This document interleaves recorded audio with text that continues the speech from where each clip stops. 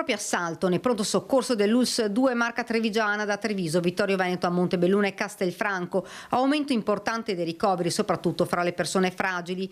Nella settimana che va dal 29 dicembre al 4 gennaio ci sono stati ben 258 ricoveri nella Marca solo per l'influenza, 7 per Covid, 2 persone anziane non vaccinate in terapia intensiva. Di fatto l'influenza oggi è il 25,7% sul totale dei ricoveri complessivi di tutta l'ULSS, che sono 1004, quindi è fortemente, chiaramente, sono fortemente colpiti i soggetti, le persone dalla sindrome influenzale. Ad essere colpite maggiormente le persone con pluripatologie e con meno difese, soprattutto ma non vaccinate, l'appello del direttore generale Benazzi.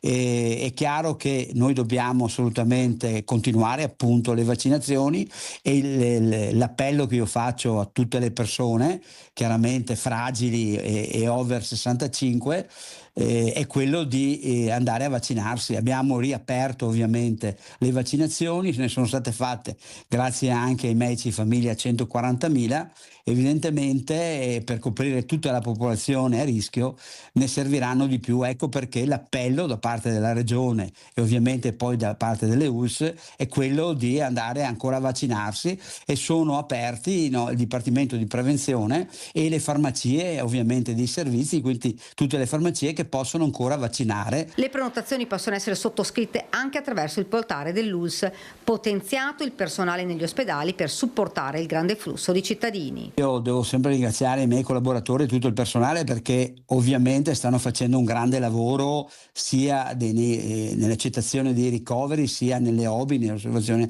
breve intensiva, dove ovviamente le persone vengono trattate e gestite nella medicina d'urgenza fino ovviamente a che si risolve il problema polmonare, quindi le polmoniti, le broncopolmoniti, e contemporaneamente stiamo assumendo 108-109 infermieri giovani appena laureati che verranno immessi all'interno. Stiamo già mandando via i telegrammi in modo tale da assumere nuove forze per affrontare sia l'influenza ma anche ovviamente le altre patologie. Super lavoro nel pronto soccorso, ma anche per i 118 che riceve numerosissime chiamate sia per chiedere un intervento che per avere consigli in caso di sintomi più gravi relativi all'influenza.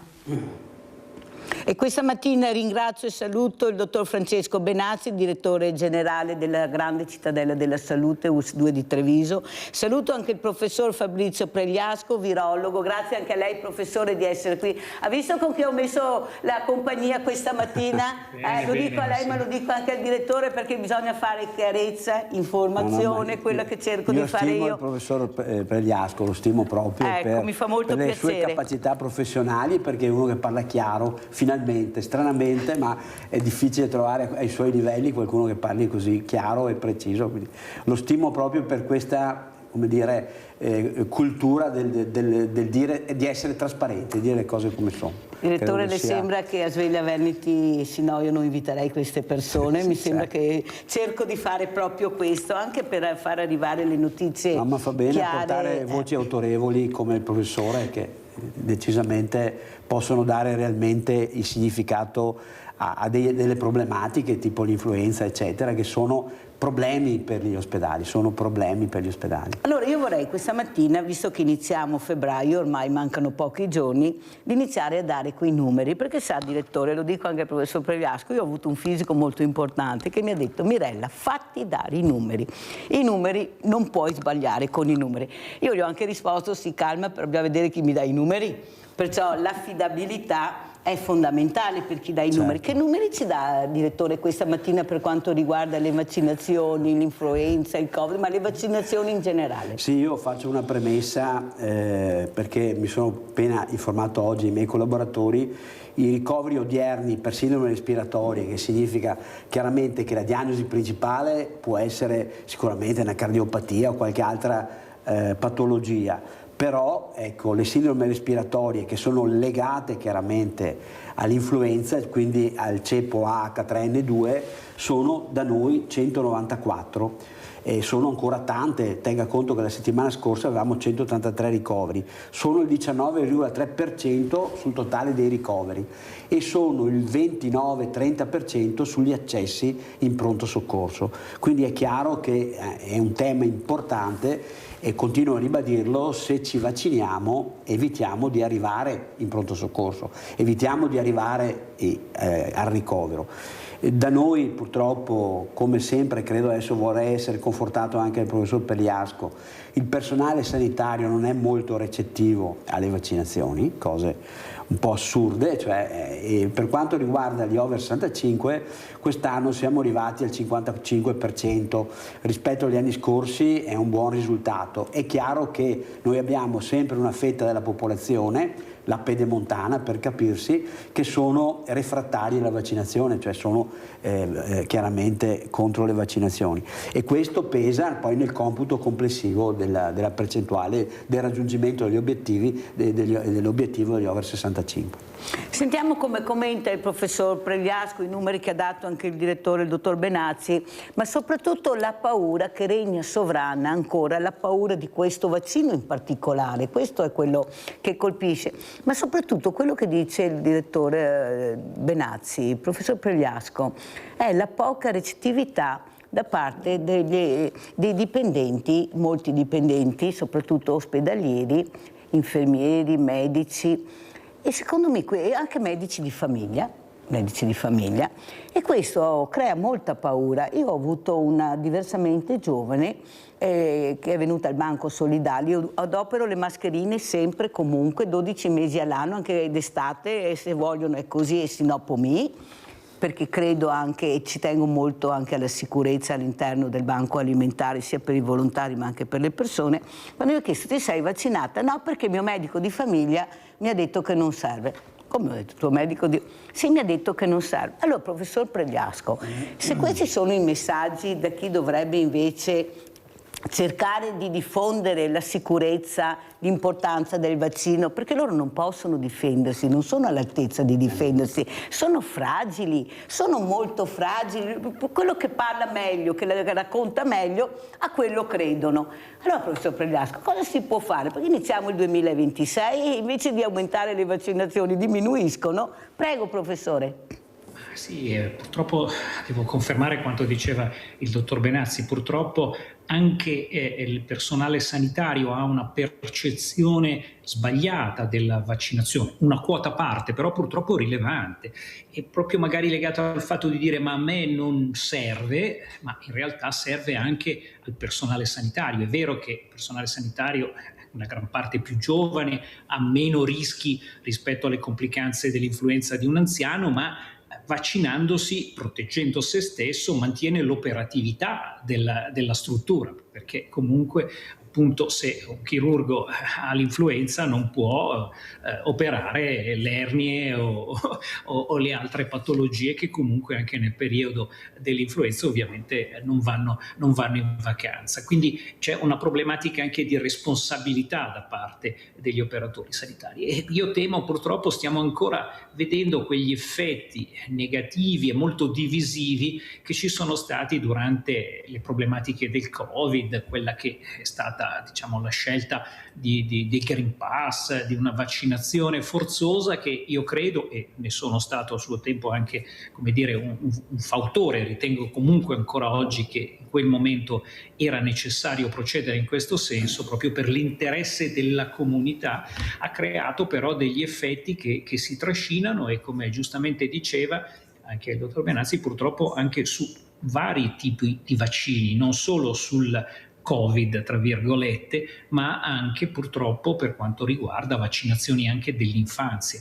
E il problema dei vaccini è storico, nel senso che il farmaco lo prendiamo singolarmente come un elemento che ci risolve il problema. Abbiamo un mal di denti feroce, l'antidolorifico ce lo risolve e stiamo meglio, e abbiamo quindi una percezione diretta, e lo possiamo dire alla zia Maria: guarda che quando avevo mal di testa ho preso il farmaco XY. Il vaccino invece in generale è un approccio più difficile, perché lo dobbiamo fare mentre siamo in buona salute, e dobbiamo immaginare che la malattia ci interessi, spesso è questo che schiviamo, e che sia grave. E quindi purtroppo l'efficacia della vaccinazione ha questo limite rispetto all'adesione, no? Al fatto di dire ma sì, ma in fondo l'influenza è una malattia banale, perché devo farlo, subire di effetti collaterali che spesso e volentieri sono massimizzati, eccessivamente comunicati e ingiustamente anche spesso attribuiti ai vaccini. E quindi ecco, questa è una problematica che c'era prima del Covid. Il Covid, con tutto quello che ha determinato, ha acuito questa diffidenza ingiustificata alle vaccinazioni. Quindi ci vuole un lavoro di squadra. Mi scusi se faccio questa parentesi, ma importante anche per capirlo a casa. Mi sente? Sì. Professore, ma non è che queste persone che hanno anche telefonato a Sveglia Veneti sono in salute, penso di essere in salute, faccio il vaccino e questo mi ha scatenato l'ira di Dio. Ma erano proprio in salute o pensavano di essere in salute? No, perché bisogna anche parlare chiaro, perché se mi faccio il medico, sono io il mio medico, so che sto bene, sono sicuro, e magari hai delle patologie che neppure, pensiamo anche alle morti di giovani che sono sani come pesci. No, non è vero, c'era qualcosa che non andava. Ecco, e poi lo richiederò anche al professor Preda. Non è che anche un'informazione corretta di questi cittadini, quelli proprio che tendono a pensare che hanno solo ragione loro perché sanno tutto, si curano da soli, sanno che non hanno niente, alla fine poi non è proprio il vaccino, è che c'era una patologia in atto, per carità, poi ci saranno anche degli effetti collaterali come su tutti i medicinali. Prego, direttore. Credo, anzi sono convinto che sia così, credo che il professore sia molto più titolato di me a dire questo, però è chiaro che spesso e volentieri mi capita che gente che ha fatto, per fare la similitudine, gente che ha fatto il vaccino mi dice ho fatto il vaccino e ho ripreso l'influenza. A parte che c'è una variante K rispetto al ceppo, che quindi teoricamente c'è una marginalità, perché la variante K fa una specie di immunoevasione per cui non vengo protetto, però la differenza qual è? Dopo mi corregga il professore, la differenza qual è? È quella di dire ok, io ho fatto il vaccino, però sono over 65, sono un cardiopatico, avrò 2 lineette di febbre, 2 o 3 giorni che sto a casa, un po' di mal di gola eccetera, però non vado in pronto soccorso, non vado in ospedale perché lo gestisco tranquillamente. Chi non ha fatto il vaccino arriva subito in pronto soccorso e rischia ricovero. Quindi il vaccino, a prescindere, io cito sempre la poliomelite, no? Cito sempre il vaiolo, voglio dire, la poliomelite è il caso più eclatante. Fino al 55 ci ricordiamo.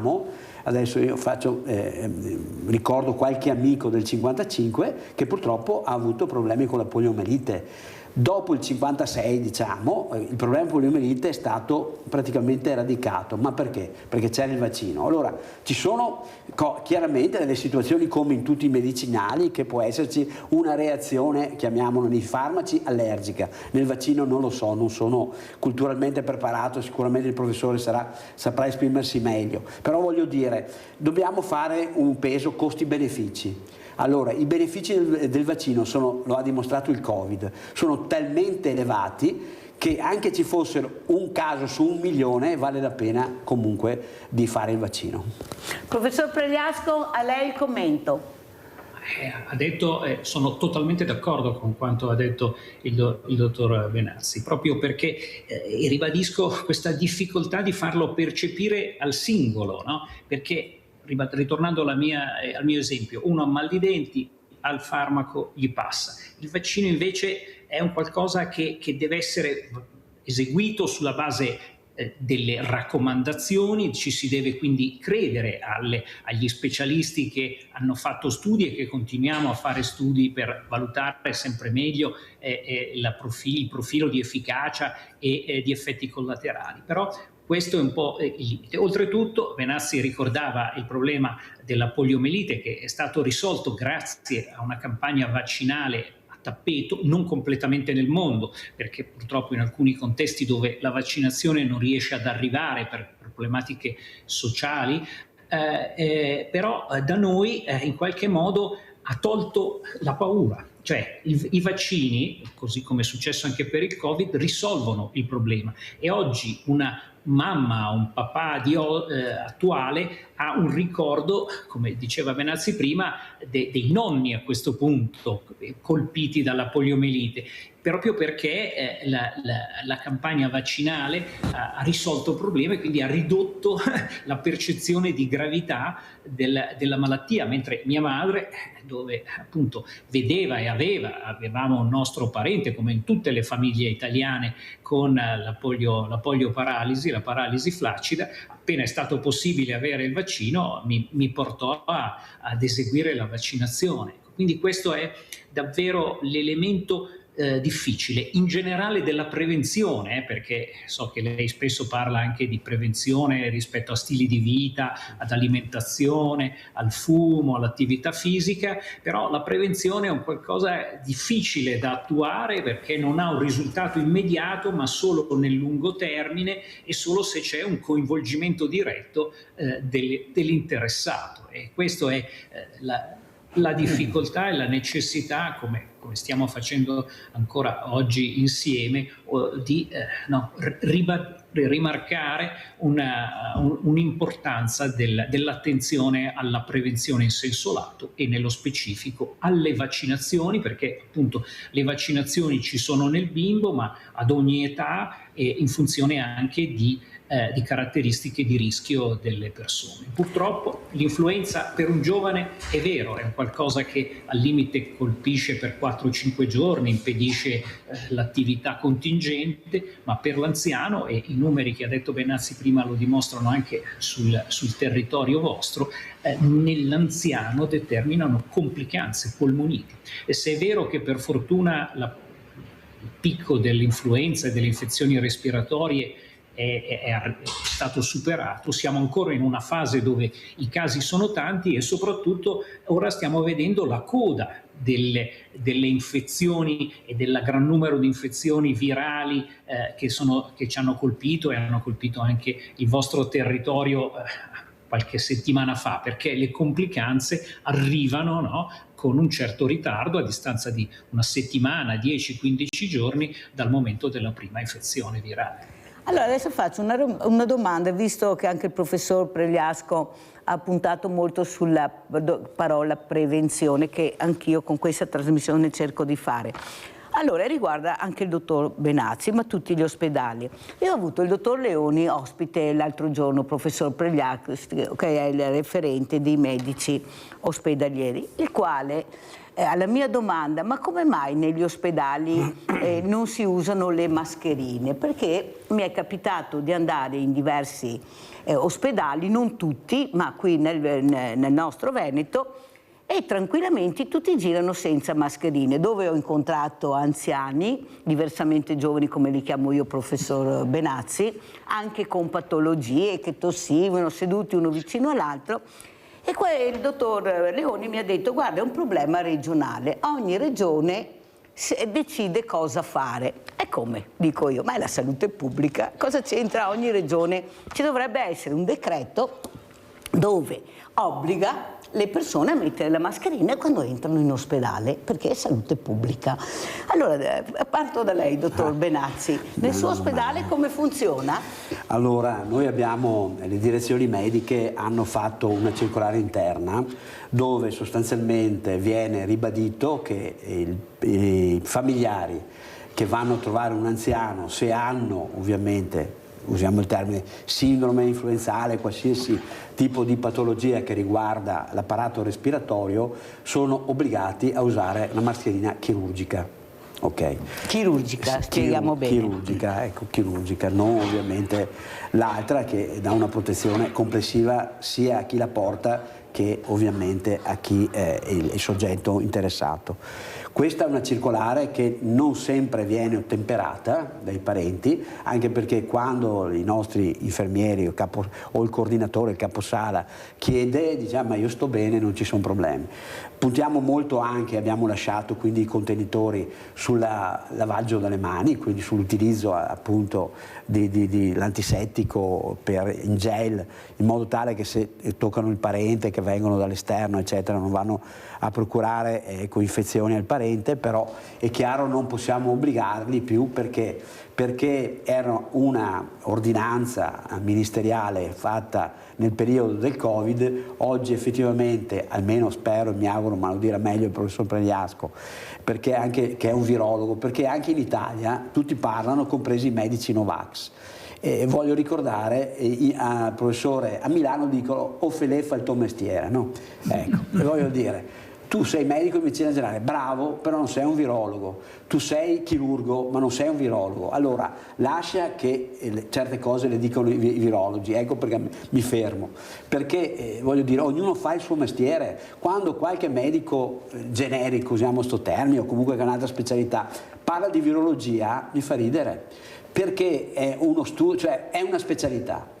E poi nel caso del professore sono studi di anni e anni, pubblicazioni, cioè voglio dire, non ci si inventa virologi solo perché si ha la laurea in medicina, ecco per cui mi fermo e gli do la parola.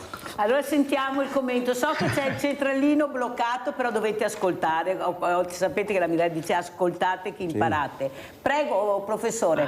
Sono sempre, continuo ad essere veramente allineato con il dottor Benazzi perché dice veramente cose assolutamente di buon senso. Il problema delle mascherine è anche qui uno degli effetti collaterali di quella che è stata la sofferenza, le complicazioni, le paure che abbiamo avuto nel momento del Covid, e oggi no, c'è una quota parte di cittadini, un rifiuto che io diciamo per certi versi è comprensibile, no? Perché tutte le esperienze negative che facciamo nella vita poi cerchiamo di rimuoverle, perché non possiamo continuare no, a soffrire, a viverle in modo pesante. Però, come a volte accade per altri aspetti, anche la problematica del Covid viene in qualche modo rimossa totalmente. Ecco, non si fa tesoro di quelli che sono stati quegli elementi anche di buon senso, perché le mascherine, se andiamo nei paesi asiatici, le vediamo usare con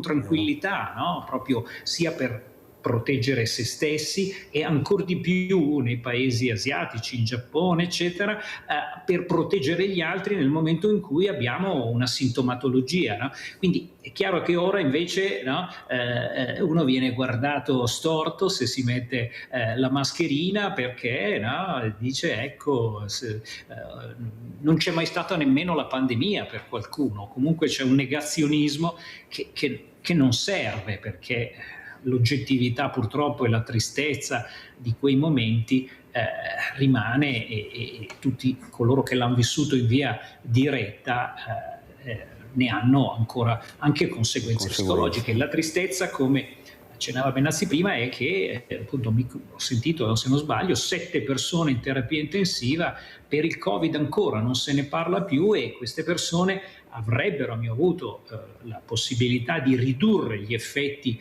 della malattia Covid se, come soggetti a rischio, si fossero rivaccinati, avessero richiamato la vaccinazione per il Covid, perché questo virus, sicuramente meno cattivo di un tempo, ma comunque ce lo ritroveremo in mezzo ai piedi, diciamo così, ancora per anni, e purtroppo, come il virus influenzale, ancor più del virus influenzale, può e continuerà a far del male. Ecco, questa è una problematica di comunicazione, di percezione e a volte anche di negazione a livello della comunità. Questo è. Ma se adesso avesse di fronte il responsabile della sanità nazionale, direbbe di obbligare negli ospedali tutti a mettere la mascherina, professor Pregliasco?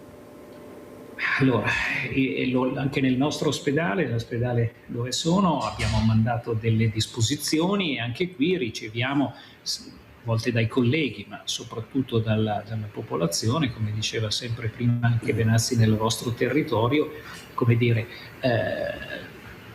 insulti, arriviamo anche a quello nel momento in cui chiediamo di adempiere a queste Infatti avevo sentito quel grande sospirone che ha fatto il professor Pregliasco prima di darmi la risposta, però non può continuare così.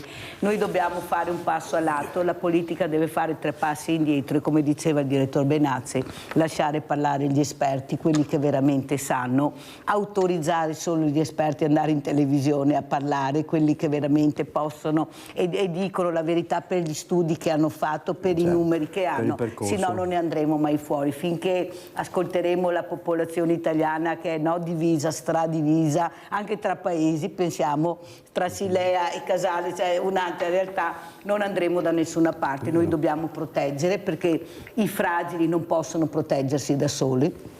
Siamo noi che dobbiamo renderci conto di mettere questo sasso, ognuno di noi, di capire che la nostra libertà finisce dove inizia quella della persona con la quale io mi confronto e esco di casa. Adesso apro il centralino, perché c'è il nostro Rinaldo, poveretto Rinaldo, ti ho fatto aspettare, ma hai sentito cosa hai? Tu poi che vai, esci dall'ospedale, ne sai qualcosa. Vai Rinaldo. Ciao Mirella e buongiorno a Brandasco e al dottor Benassi, al direttore, che ringrazio per quello che fa per gli amai, ma anche di va a vivere un poco di più. Bisogna ascoltarle queste persone qua. Mi vedono tanti anni, mi sono nato nell'era di apoio milite, ho fatto tutti i vaccini da 83 anni fin adesso, ho fatti tutti, perché mia mamma, avevamo 7 fratelli, era una vita diversa, non era la possibilità di salvarne le pene, perché non era tutta questa qualità delle medicine per mettere in porto. Adesso i che disposti studia quello che studia, si fa quello che fa, e se mettiamo neanche mai che avremo bisogno di questi vaccini, vi diciamo che no. Ma cosa siamo noi a parlare? Chi che non vuole farsi il vaccino non se lo faccia, però così ma non è che te in ospedale. Se cosa vuoi in ospedale se ti ho voluto fare il vaccino e non ti ho agaffato? Ma siamo dire, l'arrietrio a dire a gente, ma non si ricordiamo cosa che finire la guerra, cosa che non avevamo niente, e sciere ne dava, la in farmacia ti faceva i sciere, va bene, cosa c'era, Magnesia, San Pellegrino, che robe là, che medicine avremo? Niente non avremo. E ora, adesso che c'è la sanità, che la sanità parlo, e i medici da cavarsi il cappello, non solo i medici, gli infermieri di tutto l'ospedale, come che opera, tanti mani, sta in ospedale, ma sta a curare, come che fosse sta sopportare questi infermieri, di questa gente che mi ha curato. Ti ringrazio tanto, perché è tutta brava gente, tutti quanti io fa col cuore, va bene, voi altri lo stesso, e le cose non mi cerca di mettere i bastoni in mezzo alle robe a voi altri, a che scopo? Perché non da farmi il vaccino? Mica farmi insomma, ho fatto tutto, è il vaccino di influenza. Sì, ma non sta a fare il libro adesso, se no non vado più avanti, caro mio Rinaldo. Grazie Rinaldo, sei stato chiarissimo, ti ringrazio anche per quello che hai detto, anche per ricordare questi sanitari, dal primo all'ultimo, che tutti i giorni veramente dà il massimo. Io dico sempre, dottor Benazzi, che un infermiere specialmente, prima di prendere un caffè deve pensarci 8 volte, magari se riesce anche a prenderlo. Durante il periodo del Covid si faceva fatica perché non potevano uscire neanche il caffè. Noi abbiamo avuto molta solidarietà dall'esterno, perché io mi ricordo che ai reparti arrivavano pizze, arrivavano, ecco. Ecco, questa solidarietà che abbiamo avuto con il Covid, come diceva prima il professor Pregliasco, la vorremmo avere anche oggi che il Covid non c'è più.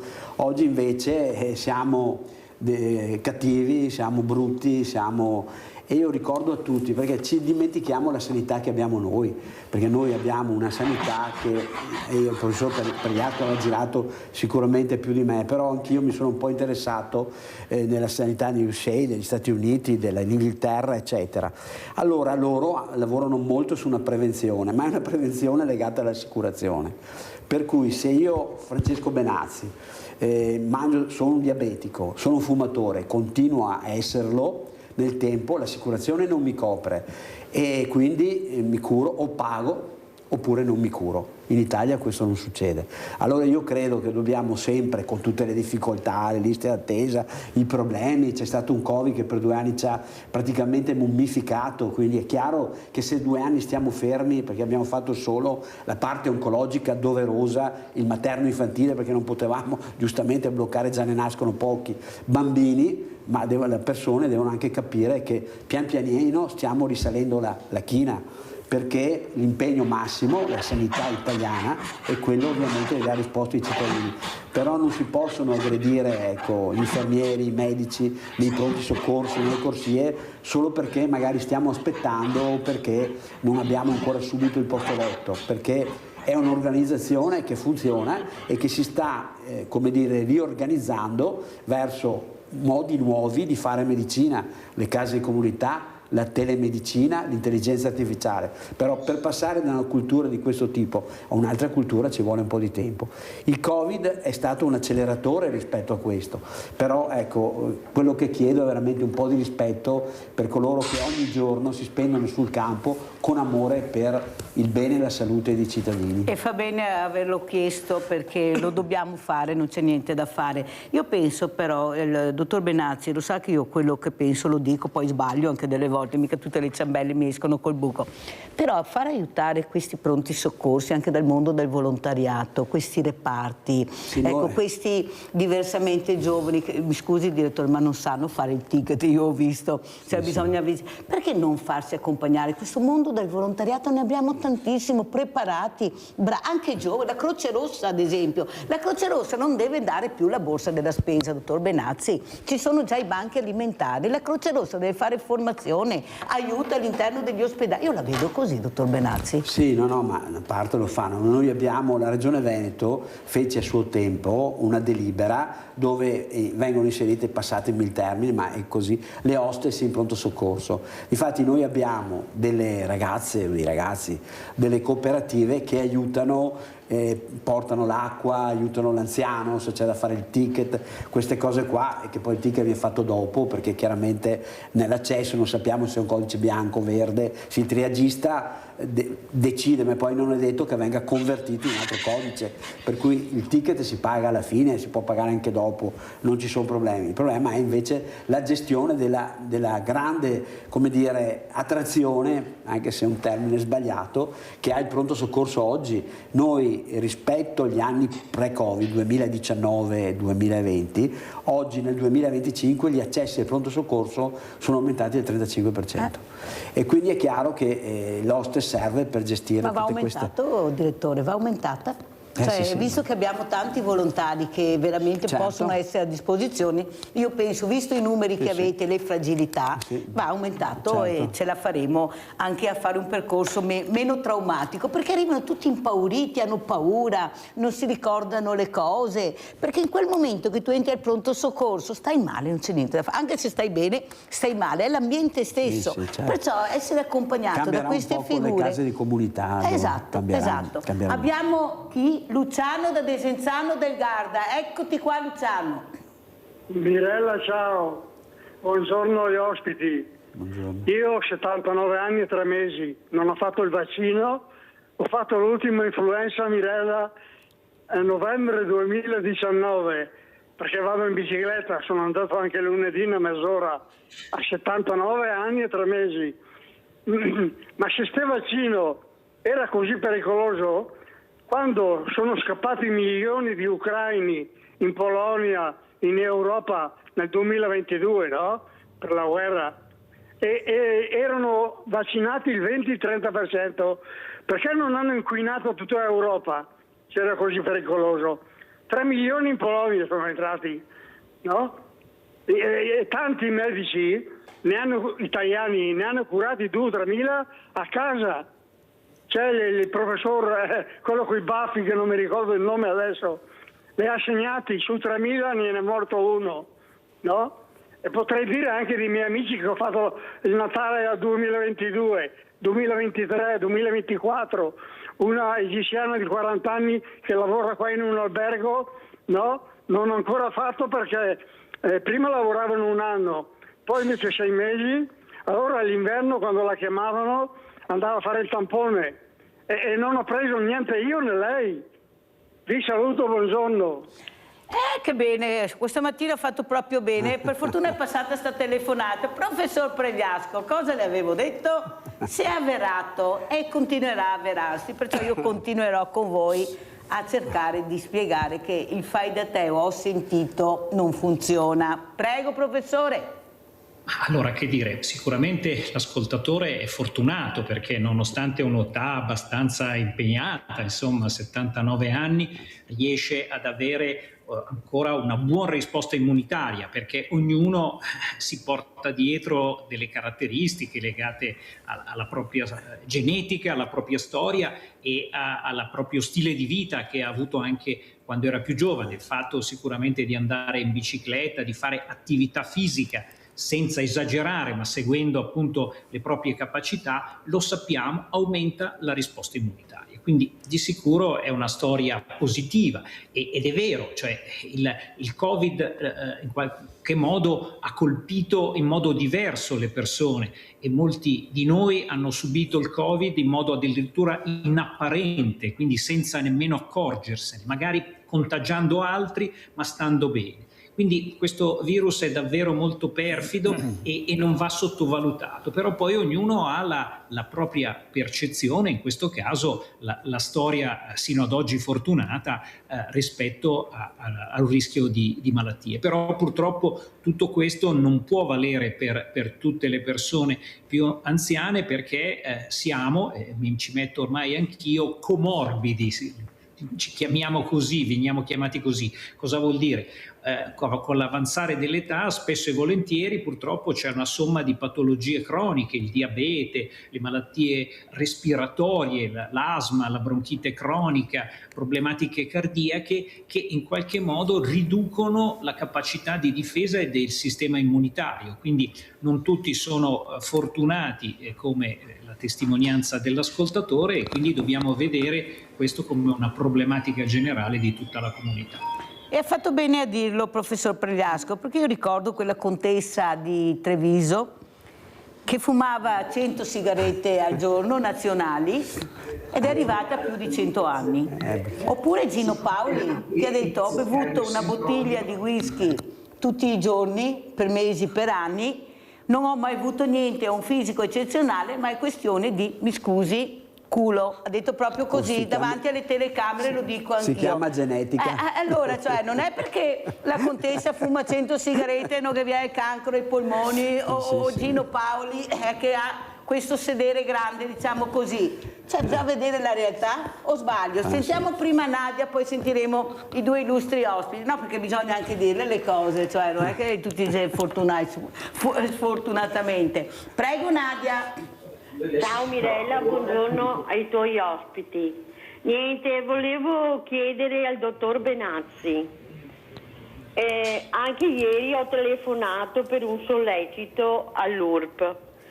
Praticamente sto attendendo una visita oculistica richiesta il 15 marzo 2024 e ancora a tutt'oggi devo ricevere risposta. È un controllo, ecco, però è un controllo su controllo. 2 persone, una di 82 e io di 76, oncologica, è un controllo agli occhi perché abbiamo dei problemi. E era da 0 a 6 mesi e niente, ho fatto già il 4º sollecito. Però adesso, ieri, mi hanno detto che c'è una corsia preferenziale richiedendo una visita da un medico in ospedale pagando il ticket. Se può spiegare, dottor Benazzi, la ringrazio infinitamente e per l'oncologia niente da dire. Siete degli angeli. Grazie, arrivederci e buona giornata. Grazie. Cara Nadia. Prego, dottore. Sì, mi prendo un pochettino di spazio per spiegare. Allora, dopo il Covid nella nostra ULSS avevamo solo circa 67.000 prestazioni da smaltire. 67.000 prestazioni da smaltire, LEA, mi spiego. Perché allora cosa ha fatto il Ministero, giustamente o ingiustamente? Ha diviso le prestazioni cosiddette di livelli di essenziali di assistenza, cioè importante, che da 75 sono passati a 82, alle altre prestazioni che invece il Ministero, giustamente perché è un gruppo di lavoro, ritiene meno importanti. Quindi noi a livello delle prestazioni, lei quindi per quello mi ero scritto controllo, ero sicuro. Noi per quanto riguarda le urgenze proprio non esiste, le B, le D e le P dell'oculistica come di qualsiasi altra specialità siamo nei tempi previsti dal Ministero, che variano dai 95 al 100%, al massimo aspettano 10 giorni in più. Dove siamo fuori in generale? Ma io non faccio lo struzzo, non l'ho mai fatto, e adesso la Regione Veneto sta lavorando per come dire, dare un po' di soldini, prestazioni che si chiamano prestazioni aggiuntive ai nostri medici, perché apro la parentesi, non è che si trovano gli specialisti, soprattutto gli oculisti, i dermatologi, sono due specialità che possono lavorare insieme ai ginecologi tranquillamente nel privato senza lavorare in ospedale, e quindi di conseguenza abbiamo più difficoltà anche nelle scuole di specialità dopo di portare a casa in un numero adeguato. Comunque in ogni caso stiamo aggredendo le visite di controllo. Le stiamo aggredendo perché ci rendiamo conto che è un problema che esiste, che è a conoscenza la Regione, e su questa la Regione sta molto investendo, quindi nel 2026 punteremo a ridurre, ecco, questo gap che c'è. Cosa dire? La possibilità che al cittadino, l'applicazione della legge 124, che dice che il cittadino pagando il ticket può chiedere la visita in libera professione pagando solo il ticket. Questo esiste, noi già lo facciamo se lei fa la richiesta, però le dico, io sto premendo molto sui nostri specialisti perché e dovrebbero farlo, dopo qualche volta sfugge, che quando vede un paziente la visita di controllo la organizza direttamente, perché può entrare nella schermatura, la fa direttamente lo specialista. Cioè se io vedo Francesco Benazzi che ha una retinopatia diabetica, che ha un problema di altro tipo eccetera, e so che devo rivederlo perché faccio le iniezioni intravitreali eccetera, me lo programmo già e lo vedo a 6 mesi. Ecco, ma lo devo già fare, lo devo già programmare. La bella idea che stiamo portando avanti invece sulle case di comunità è che col retinografo che sarà nelle case di comunità noi potremmo fare in modo che l'oculista legga da remoto. Allora tutte queste visite di controllo le possiamo gestire da remoto. Questa è una cosa che avverrà sicuramente nelle case di comunità. Però l'impegno nostro e della Regione Veneto per il 2026 è proprio quello di abbattere le visite di controllo, che sono un po' il vero tallone di Achille che oggi abbiamo. Per ricordare alla signora, noi facciamo ogni mese circa 2.860.000 visite specialistiche, più escludendo quelle di controllo, quindi è chiaro che abbiamo un volume di lavoro che è pazzesco. Io lo dico sempre che ogni giorno ai nostri sportelli quotidianamente si presentano circa 10.000 persone. Cioè 10.000 persone, è un paese che si sposta chiaramente in tutta l'ULSS per chiedere visite. E dopo parliamo anche della appropriatezza prescrittiva, perché devo dire l'altro problema dente che duole è la appropriatezza prescrittiva, perché voglio dire, io vengo dalla vecchia scuola. Spieghiamo cos'è, perché a casa sì, devono capire. Vuol dire il non fare delle richieste di esami particolari, in particolare esami cosiddetti di diagnostica pesante, RM e TAC, quando posso utilizzare altre cose, e spesso e volentieri perché anche spinti anche dal cittadino che chiede voglio TAC, voglio risonanza, però la verità è che io la semeiotica medica, lo dico sempre ai miei colleghi, si è persa. Io sono un allievo del professor Oltoni, che immagino il professor Pregliasco abbia conosciuto, sentito nominare. Cioè quando la semeiotica ci aiuta a usare le mani, a usare la vista e l'udito, perché quando ascolto i polmoni magari, ecco, che se cominciamo a riappropriarci un po' della nostra professione di clinici, magari facciamo anche un po' meno esami che non servono, perché fare in un mese, come ho visto, prima un attacco senza mezzo di contrasto, poi un attacco col mezzo di contrasto, quando sappiamo che un attacco vale 30-40 RX. Allora quando dobbiamo fare un RX prendiamo paura, quando dobbiamo fare un attacco ci imbottiamo di radiazioni. Ecco, voglio dire, dobbiamo anche un po' come dire, capire che ci sono anche delle esigenze diverse e che comunque far tante radiazioni certamente non fa bene. Però lei stuzzica la mia curiosità come sempre, dottor Benazzi. Lei ha detto le case di comunità ci aiuteranno molto, sì. Però prima ha anche detto che mancano oculisti. Sì. Allora come facciamo, direttore? Perché queste case le vediamo nella nebbia, ci sono, per fortuna poi con l'intelligenza artificiale. Allora, per utilizzare il retinografo lo utilizza un tecnico. Intanto spieghiamo, ok. E quindi voglio dire, detto tra noi, dopo se no mi fanno il contropelo, è meglio che non lo dica, ma anche un infermiere, cioè non serve essere un tecnico, ma comunque dopo mi dicono che... Visto la specializzazione che hanno anche gli infermieri. Ecco, sì. E dopo, chiaramente, da remoto l'oculista vede, come già facciamo con l'intelligenza artificiale, con tutte la TAC, le risonanze, le RX, le ecografie. Avete capito stesse. come funzionerà, quindi possiamo, in futuro? E dopo i medici di famiglia, speriamo che firmino velocemente il contratto nazionale per entrare nelle case di comunità, faranno praticamente per ogni casa di comunità faranno una pianificazione dei pazienti cronici, quindi chi ha BPCO, chi ha cardiopatia, chi ha il diabete, chi ha pluripatologie, in modo tale che parallelamente medico di famiglia e specialista ambulatoriale o specialista ospedaliero, se c'è una seconda, come dire, una seconda valutazione per capire il problema, lo possono fare in modo teleconsulto, eccetera, possono affiancarsi e quindi fare quelle visite di controllo che oggi sono un problema per il sistema sanitario nazionale. Più chiaro di così, penso che veramente siamo andati a scuola questa mattina, anche per il futuro cosa ci aspetterà se le cose andranno come ha detto il dottor Benazzi. Bisogna vedere se i medici di base firmano, se la regione ha voglia di investire ancora di più. Rischiamo di avere una sanità che funziona, rischiamo di perdere ormai di vista, ecco, credo che sia il vero salto di qualità di M77 che ci aiuta a riportare tutto quello che non deve arrivare in ospedale.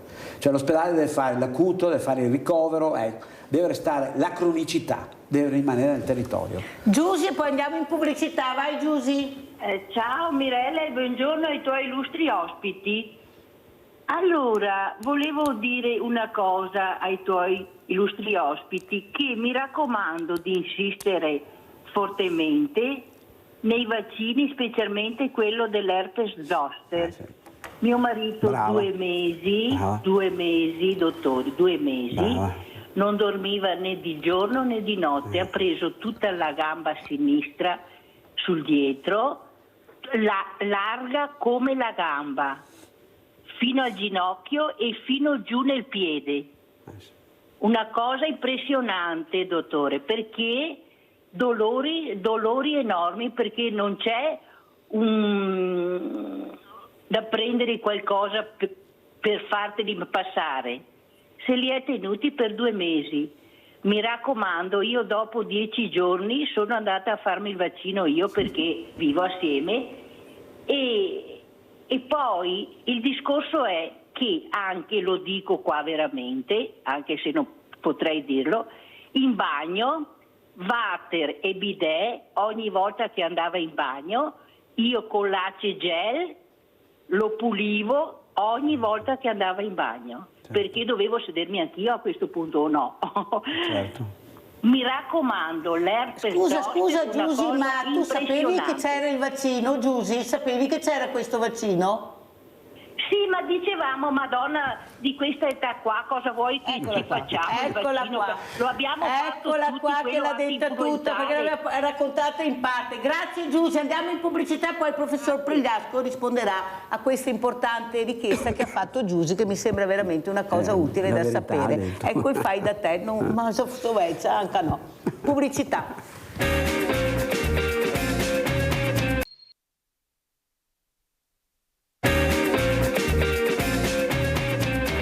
Professor Pregliasco, tanta lotta contro i tumori, ne abbiamo anche addirittura debellati anche diversi, curati tantissimo, però ci sono i virus. E come la mettiamo? Allora questi virus, questo problema che all'improvviso scoppia e non è mica cosa da poco. Quanta paura possono fare virus? E spieghiamo anche la differenza, mi scusi professore ma la dobbiamo fare, tra virus e batteri, perché ancora cioè, fai da te che c'è un virus, che c'è un batterio, sa neanche cosa chi c'è, ma ha deciso cosa chi c'è. Spieghiamo invece anche l'importanza, professor Pregliano, prego. No, allora è importante dire che la vaccinazione anti-herpes zoster è importante per tutti noi ultra sessantenni ed è gratuita, 2 dosi, e la signora ha ben raccontato quello che può fare, una patologia veramente fastidiosa che può lasciare strascichi anche imponenti dal punto di vista poi del dolore che si protrae nel tempo. Questa malattia è una malattia virale dovuta al virus della varicella che rimane inglobato in un ganglio nervoso e poi nel momento in cui c'è una riduzione delle difese immunitarie, l'aumentare dell'età, si ripresenta. Quindi anche qui fondamentale questa vaccinazione che tra l'altro, se si va a vedere alcuni articoli recenti, ci dice che addirittura questa risposta immunitaria determinata dalla vaccinazione aumenta la capacità di protezione dell'organismo dell'anziano rispetto all'invecchiamento cerebrale e ai guai che il decadimento cognitivo può esserci, quindi un effetto collaterale positivo. Il problema è che i virus, oltre a questo, sono tantissimi nel nostro mondo e durante il periodo invernale abbiamo il virus influenzale con le sue varianti e anche altri virus respiratori. Questi sono veramente perfidi perché riescono a diffondersi sfruttando gli organismi più complessi, il nostro organismo, le cellule del nostro sistema respiratorio, per esempio, per quanto riguarda appunto influenza e altri virus respiratori. E tra l'altro, questo è un altro elemento importante, è che per loro, per i virus, non funzionano gli antibiotici e spesso purtroppo invece i singoli pazienti, nella speranza di guarire velocemente, in qualche modo vogliono assumere questi antibiotici, magari in modo è spinto a utilizzarli e quindi spesso si ha anche un uso smodato che porta a un altro enorme problema, la cosiddetta antibiotico resistenza, cioè la perdita di sensibilità di molti antibiotici fondamentali nell'essere utilizzati. Molto chiaro, la ringrazio professore. Vedevo che anche ha capito l'importanza della telefonata di Giusy, di capire anche che bisogna stare attenti, bisogna curarsi, bisogna fare questi vaccini che ci sono, non perché sono vecchio non lo faccio e dopo invece succede come ha spiegato la nostra Giusy. Ma prima abbiamo Tamara, vai Tamara, velocissima. Ciao Mirella, scusami, lei volevo fare una domanda al dottor Benazzi. Sì. Allora, io ho fatto un'impegnativa per un elettrocardiogramma perché devo fare l'elettrocardiogramma. Ho preso l'appuntamento il metà novembre e mi hanno messo in lista d'attesa perché non c'era posto. Io ho fatto un reclamo il 24 di dicembre e non mi hanno ancora chiamato. Strano. Ma questa cosa devo farla un po' urgente, non un po' urgente, il medico mi ha messo entro un mese mi pare, e devo ancora avere risposta e sono un po' preoccupata perché ho fatto anche un altro sollecito e loro mi hanno detto signore deve avere un po' di pazienza. E volevo chiedere al dottor Benazzi, io come posso avere, cioè, se uno ha problemi di cuore e non ha subito l'appuntamento, fa un infarto? No, Aspetta Tamara, aspetta che ti fa una domanda. Nell'impegnativa che dà il curante c'è scritto visita cardiologica più ECG o solo ECG? No, solo l'elettrocardiogramma, non la visita cardiologica. Ecco, il problema vero, comunque se dopo lei può lasciare il suo cognome qui, vedo, perché purtroppo il nomenclatore prevede sempre, quando si fa, questi medici curanti ogni tanto può capitare che si dimentichino, prevede sempre visita cardiologica più ECG, perché fare un ECG da solo non è significativo, anche se è una visita di controllo, una visita per altre cose, per cui lo spieghiamo anche che deve essere abbinata la cosa, perché il nomenclatore prevede le due cose insieme. Adesso se lei lascia qui in regia e vedo di sbloccargliela anche se è scritto solo ECG, Però questa è una cosa, è vero che è formale, ma purtroppo noi lavoriamo sulla formalità, purtroppo, perché c'è un tariffario, c'è un nomenclatore, e col nomenclatore gli operatori poveri che sono del CUP lavorano con quello, non hanno, anche perché non è prevista questa essere così duttili. Comunque verifico, la faccio inserire, però adesso ho capito l'inghippo, l'inghippo è questo, non si può richiedere un ECG da solo. Allora, professor Pregliasco, come ci saluta? L'ora è finita, la ringrazio ancora per la disponibilità che dimostra sempre nei miei confronti di questa trasmissione. Prego, professore. Che dire, sicuramente quella di rilanciare a tutti i cittadini, gli ascoltatori, questa necessità di un'attenzione alla prevenzione, quindi a curare la propria salute su vari ambiti e in vari aspetti. Di sicuro verificare la necessità di eseguire delle vaccinazioni, dei richiami vaccinali a qualsiasi età, sia se si è più giovani, ma sicuramente nel caso in cui si è più anziani, e quindi ribadisco l'importanza del richiamo vaccinale per l'influenza, per il richiamo vaccinale ancora contro il Covid, che come dicevamo è ancora circola fra noi, il vaccino contro l'herpes zoster, contro il pneumococco, e magari un richiamo contro il tetano, soprattutto se si fanno attività diciamo così, di giardinaggio, di bricolage, perché il tetano è ancora una malattia presente a rischio vita, soprattutto per chi non esegue dei richiami vaccinali. Ma rimane poi un discorso più ampio sullo stile di vita, sulla qualità dell'ambiente e sull'alimentazione. Quindi ben venga quello che è una situazione di sicuro nel vostro territorio di efficienza, perché il dottor Benazzi ha ben evidenziato una capacità, e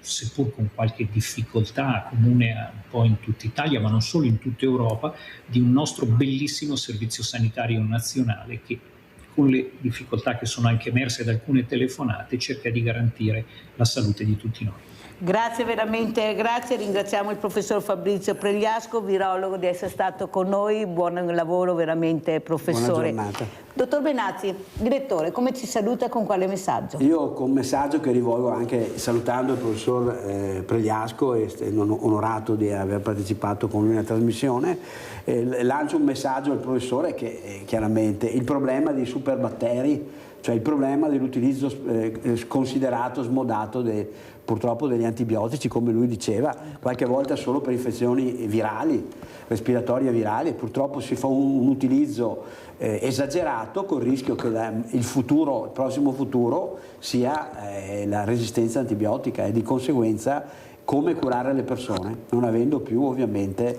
perché sparare con un cannone a una cosa che si può risolvere usando un proiettile della pistola è un assurdo, ma voglio dire, questo esiste già. In più utilizzare antibiotici per dire beh, ma hai un virus, però copriamoci anche perché potrebbero sovrapporsi dei batteri, è un errore gravissimo e ci porterà a delle gravi conseguenze.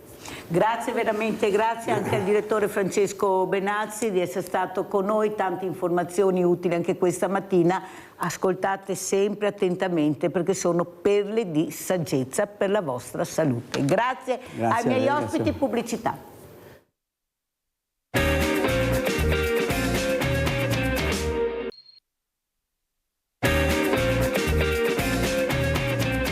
Ringrazio e saluto veramente l'avvocato Cindy Manusci, sindaco di Pieve di Cadore. Grazie veramente sindaco, è un piacere averla ospite, mi fa molto piacere veramente. E saluto anche il dottor Umberto Bidinotto, psicologo, presidente di un circolo culturale molto importante, parleremo anche di diritti umani, parleremo di giovani, parleremo dell'India, di tante cose. Però inizierei proprio dal sindaco Manusci. Allora sindaco, come si vive a Pieve di Cadore vicino a Cortina? Tutte queste infrastrutture che vediamo anche i crolli. Lei cosa vede? Intanto che tempo fa adesso? Allora, abbiamo una piccola pausa dalle nevicate di questi giorni. Ieri ha nevicato a Iosa e quindi abbiamo fatto uno sgombero neve lungo che è proseguito tutta la notte. Questa mattina stiamo facendo le vie secondarie. Adesso c'è un po' di tregua, ma dicono che ritornerà insomma la neve, e anche un po' una manna dal cielo, devo essere onesta, perché le Olimpiadi invernali senza neve sarebbe stato un po' triste, ecco. Quindi è arrivata proprio il giorno prima della fiaccola olimpica a Pieve di Cadore la neve, e quindi è arrivata domenica, abbiamo sbadilato tutto il giorno con anche i volontari, io stessa mi sono messa in moto con la pala, e lunedì invece era tutto bello sgomberato con anche il sole, quindi siamo stati fortunati, devo dire, siamo stati molto fortunati. Benissimo, penso che l'ex presidente della regione Luca Zaia abbia fatto i riti sciamanici perché arrivi la neve. Ecco, lei sorride, ma mi sa che proprio è stato lui. Lo sa che io tanti anni fa ho regalato, e lo dico anche all'avvocato Bidinotto, il dottor Bidinotto, la foto di Gandhi, che me l'aveva data Sonia Gandhi, quando ho avuto ospite qui è venuta, perché volevo che portasse fortuna al presidente della regione. Non so se lo ricorda, ma lui ha detto la terrò sempre in tasca. Mi sa che so Gandhi che ha portato proprio fortuna a questo giovane presidente della provincia, all'epoca era ancora al Duomo. Penso che se l'ha in tasca sia proprio Gandhi che ha fatto arrivare anche neve, ecco, sulle nostre bellissime Dolomiti, e soprattutto questa perla.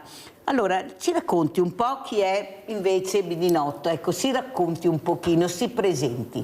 Mi racconto un po'. Allora, io ho fatto degli studi filosofici, mi sono laureato in filosofia, però con un indirizzo in storia contemporanea, e questa è una base solida che oggi mi serve per leggere il presente. Poi però ho abbandonato gli studi perché ho voluto fare un viaggio in India appena finito la tesi di laurea. A proposito di Gandhi? Sì, perché Gandhi, prima sentivo che lo nominavi e dicevo sì, di lui, al di là che faccia nevicare, no? Ma che abbiamo bisogno di questa dimensione di pace. Questa dimensione di pace e di non violenza, perché oggi questo, cioè, è veramente una direzione che se non intraprendiamo credo che andremo a finire abbastanza a rotoli in questo pianeta. Ma c'è ancora questo, c'è ancora qualcuno che continua a portare avanti non tanto quella forma ideologica, ma proprio il bisogno di andare verso l'altro. Allora io ho lasciato da parte questo, ho iniziato anch'io tanti anni fa, sto parlando del 1980, il mio viaggio in India, ma se vado indietro di qualche anno, negli anni 70, io ero quasi un collega tuo, voglio dire, cioè ho lavorato nella prima radio alternativa, diciamo, no? Creata con mezzi di fortuna, Radio 103, che era contemporanea all'unica radio che era la prima che era esistita, quella di Roberto Ghizzo, che è l'unico che esiste ancora, no? Ed conosciutissimo. Che è molto, ancora fa cultura e ancora fa questa cosa. Vedi Bidinotto, perché ho detto la neve e ho citato Gandhi? Perché, e qua mi rivolgo anche al sindaco Manusci, nel senso che noi vedevamo queste infrastrutture un macello, e perciò eravamo irritati, ma come iniziano le Olimpiadi, guarda come siamo presi, questa strada, quella è, e che non finisce mai, quella è. Poi ho sentito i trasportatori, sindaco, che hanno detto anche ieri, presidente, trasportatori, ma a chi servono queste infrastrutture? Non a noi per il trasporto, non servono, è inutile che ce la racconti, cioè, l'ha detto un presidente dei trasportatori, non è che l'ha detto la Mirella. Allora cosa è successo? Perché ho nominato Bidinotto? Perché la neve pianifica da pace. Non vediamo più sotto cosa c'è, vediamo solo questa bella coltre di neve, così andiamo tutti a vedere le Olimpiadi a 400 euro a gara al colpo, tranquilli e beati, e la neve porta pace. Per quello ho detto che perché Gandhi porta pace, infatti ha portato la neve che ha coperto tutto. Com'è la situazione, sindaco, dal suo punto di vista? Per quanto riguarda anche le infrastrutture? Sì. Diciamo che io sono anche consigliera in provincia di Belluno, quindi ho il privilegio di vedere le cose anche oltre al mio comune. Per quanto riguarda le infrastrutture olimpiche, diciamo che le uniche due opere che attengono la viabilità che sono state realizzate sono appunto le varianti di Tai, che è la frazione del paese che amministro, e quella di Valle.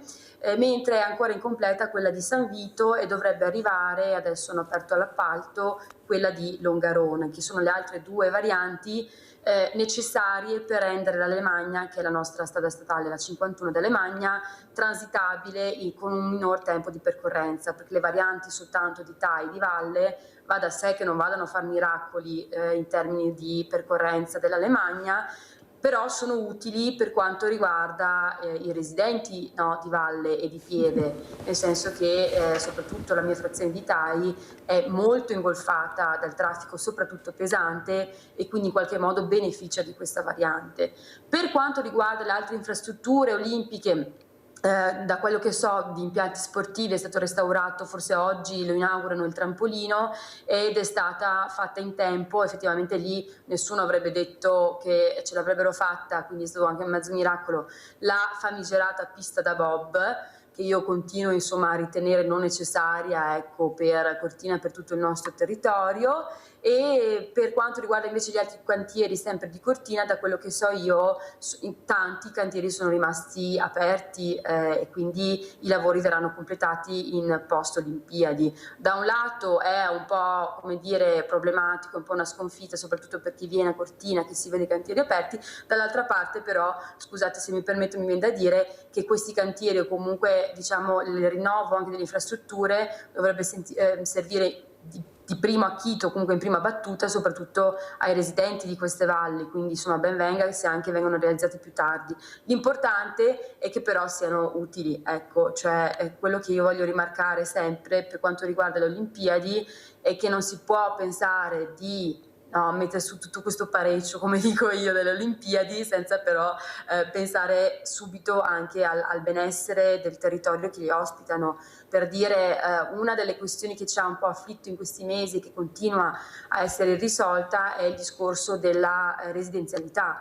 Cioè noi a Pieve di Cadore, ma in tutta la Valle del Cadore e anche Cortina, abbiamo un grosso problema con le locazioni brevi, cioè tutti gli appartamenti o quasi che sono sul mercato, insomma in affitto, sono destinati ormai ai turisti, per cui va da sé che i residenti o hanno una casa di loro proprietà, oppure se un infermiere, un medico o un professore dovesse venire a lavorare e vivere a Pieve di Cadore, in questo momento trova oggettiva difficoltà perché non ci sono case a loro dedicate.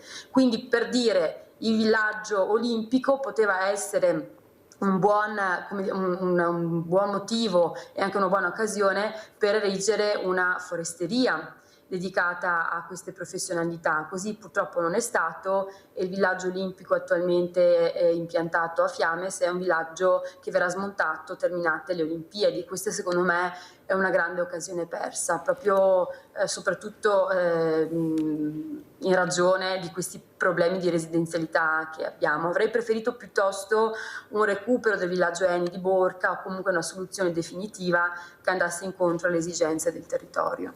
Senta Sindaco, mi viene naturale farle questa domanda, perché qualcuno dice parlare male si fa peccato, ma qualche volta ci si azzecca, e secondo me è anche prevenzione. Non è che poi questo grande carrozzone che è in partenza danno già dei numeri, non so come fanno a trovare questi numeri, quanta gente arriverà, quanti soldi spenderanno, non so, pare essere il problema dei saldi, sanno già quanti soldi spenderanno gli italiani, che ancora da iniziare i saldi, ma non importa i numeri, qualcuno li dà così nella confusione totale. Allora, la fiera di Longarone ha un buco enorme. L'Expo ci ha lasciato un buco enorme, nessuno ne parla più, ma siamo noi poi che paghiamo.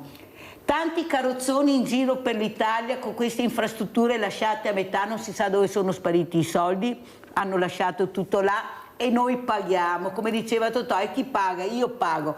Non è che alla fine queste Olimpiadi, se non avranno i controlli adeguati e la trasparenza necessaria, diventerà un enorme carrozzone che ci troveremo sempre noi italiani a pagare. Abbiamo dei problemi enormi, avete visto in Sicilia cosa sta succedendo, avete visto cosa sta succedendo, ma è tutto il territorio fragile. Io ho gli esperti che vengono, gli ambientalisti, i glaciologi, sono tutti molto preoccupati per la fragilità del territorio, ma mi sembra che la politica vada da tutta un'altra parte. Queste colate di cemento, ma faranno così bene alle nostre montagne? Ma non lo so, ce lo spieghino. Fori, buchi, tunnel, Sono una perla che io ho paura che diventi una patacca, lo dico sempre al sindaco, ho paura che la perla diventi una patacca, non so come finirà, perché tutto questo ben di Dio, questa gioia, questi lustrini, cioè mi sembra come quella volta che appunto c'era Mosè e il dio bue d'oro, che la gente segue il dio bue d'oro perché è quello che veramente, invece di seguire quello che diceva Mosè, attenzione.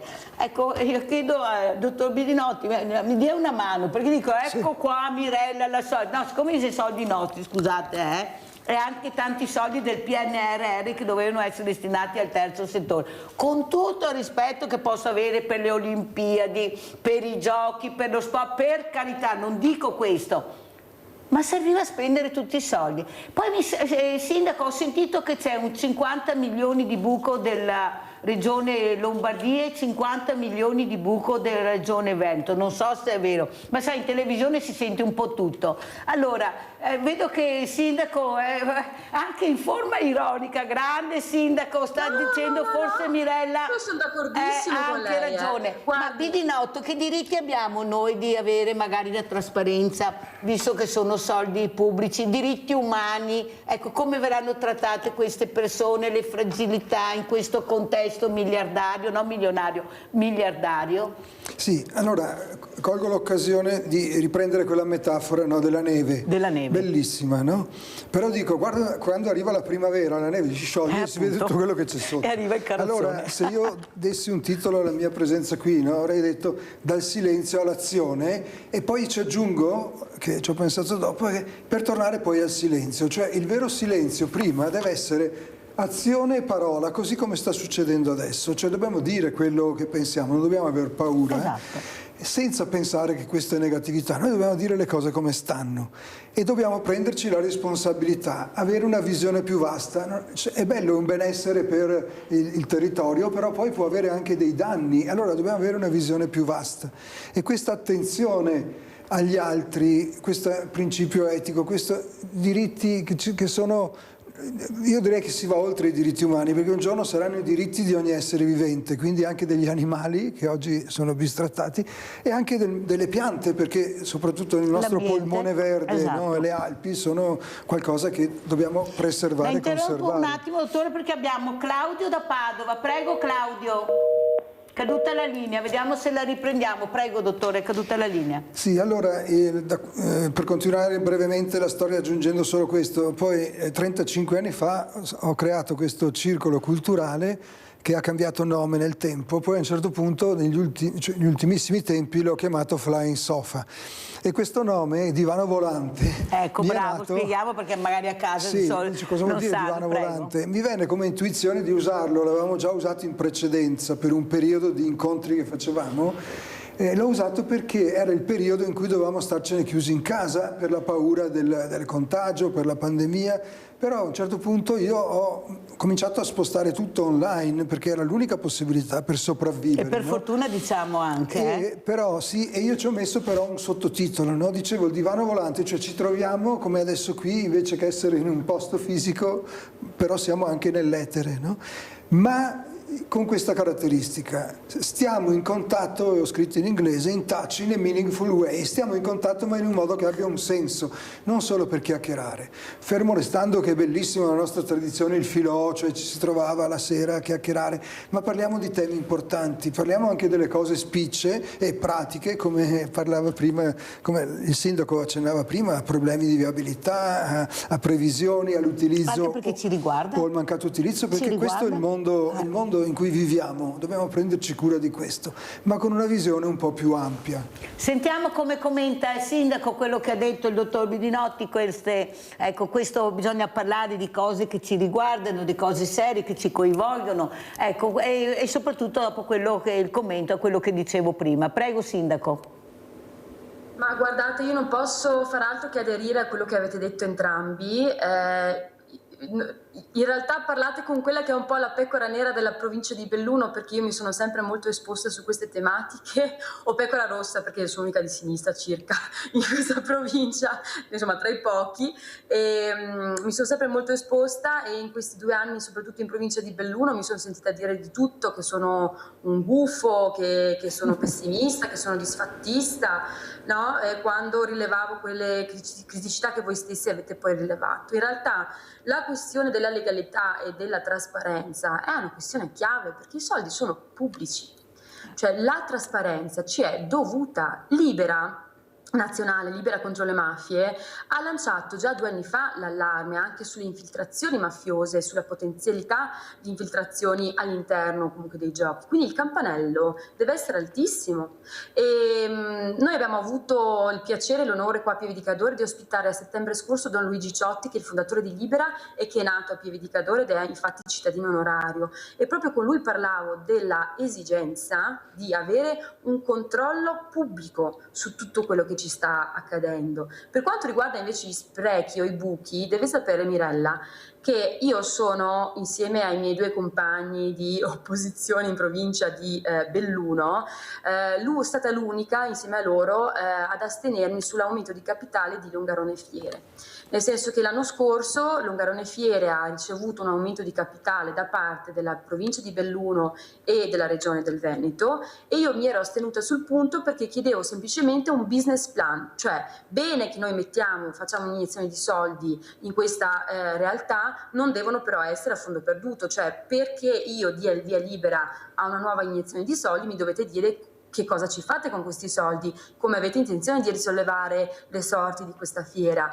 Ebbene, mi era stato risposto anche quella volta, anche per mezzo dei giornali, che io volevo affossare la fiera di Longarone perché non avevo votato a favore, eccetera, eccetera. In realtà dopo un anno siamo appunto a capo, cioè bella l'iniezione di soldi, bello l'aumento di capitale, ma di fatto la fiera è ancora in pericolo, e allora dobbiamo tutti guardarci negli occhi e fare delle scelte anche radicali, cioè o le cose stanno in piedi da sole o comunque gli diamo una spinta e poi vanno avanti da sole, o se no si tratta di mero assistenzialismo anche nei confronti degli enti. Dobbiamo capire anche noi come utilizzare i soldi pubblici, perché comunque non è che sono infiniti, e ricordiamo tutti essere contributi delle persone, quindi tasse, imposte, eccetera. Dobbiamo stare molto oculati in questo.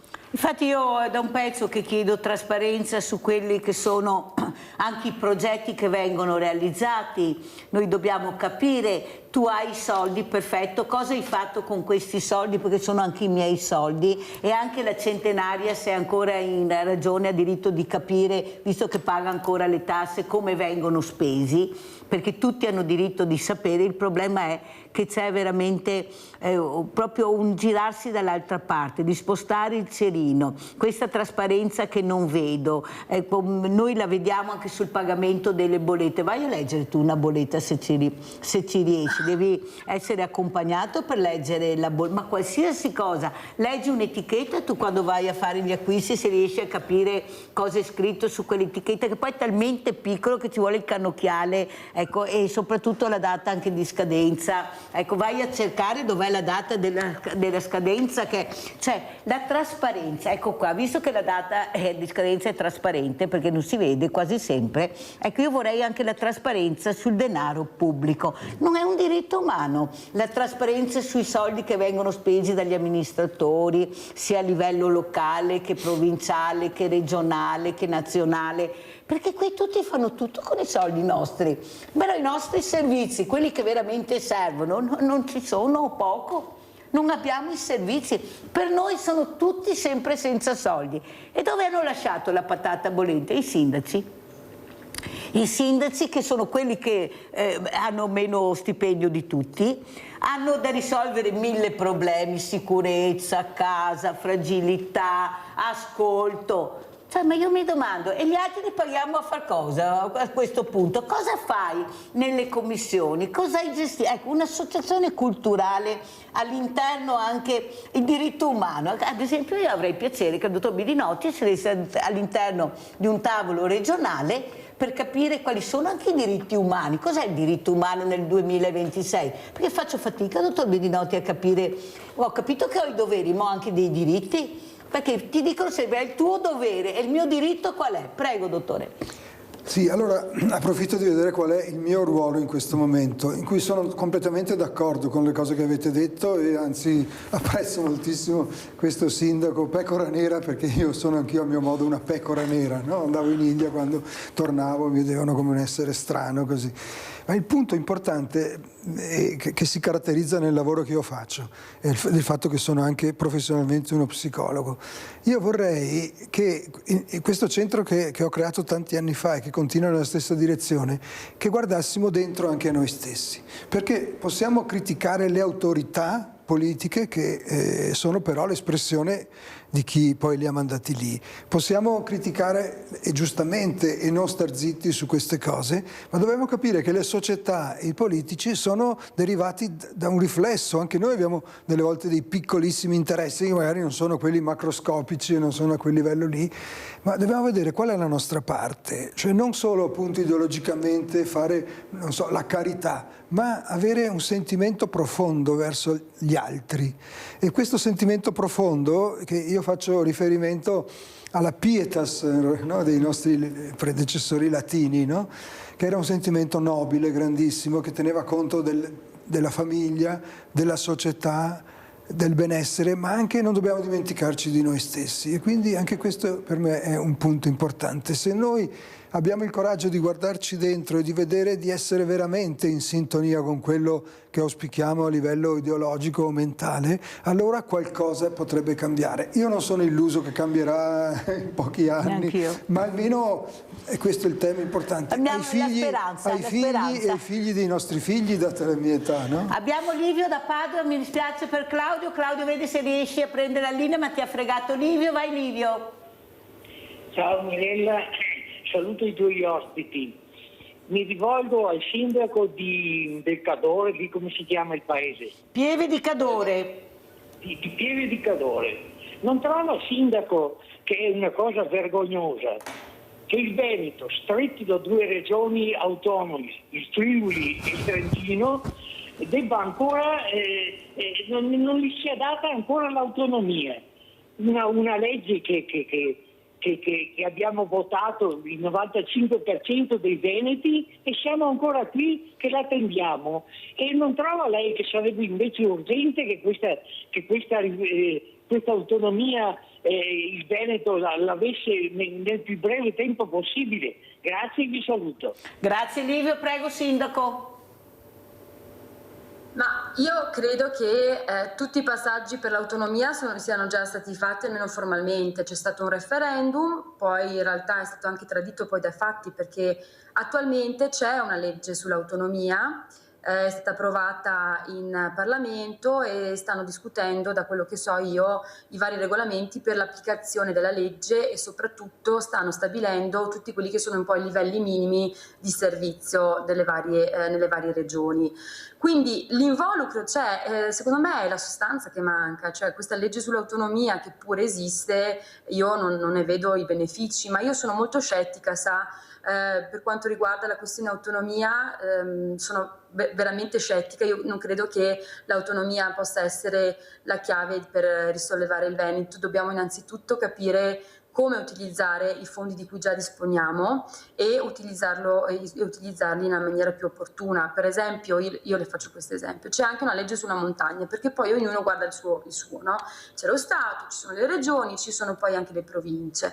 Noi in questo momento abbiamo sia una legge sull'autonomia, sia una legge sulla montagna, che hanno voluto sulla montagna. Le dico, i grandi riflessi e le rivoluzioni qua nel mio paese, che è sia in Veneto che in montagna, non se ne vedono ancora attualmente. Quindi io, ripeto, non sono tanto per aggiustare le cose con le leggi, io sono per aggiustare le cose effettivamente. Forse è una deformazione che mi deriva dal fatto di essere sindaco, ma secondo me bisogna intanto sapersi giocare bene le carte che abbiamo. Per dire, nei territori dell'Alto Cadore, ma anche alcuni territori del Trentino, che confinano con la provincia di Trento e di Bolzano esiste un fondo perequativo che si chiama Fondo dei Comuni Confinanti, quindi è una sorta di fondo a cui attingono tutti i comuni di prima e seconda fascia, comuni veneti, che confinano con queste due province autonome. C'è anche un secondo fondo, che è il Fondo Letta, per i comuni che invece confinano con il Friuli Venezia Giulia, che pure è una regione a statuto speciale.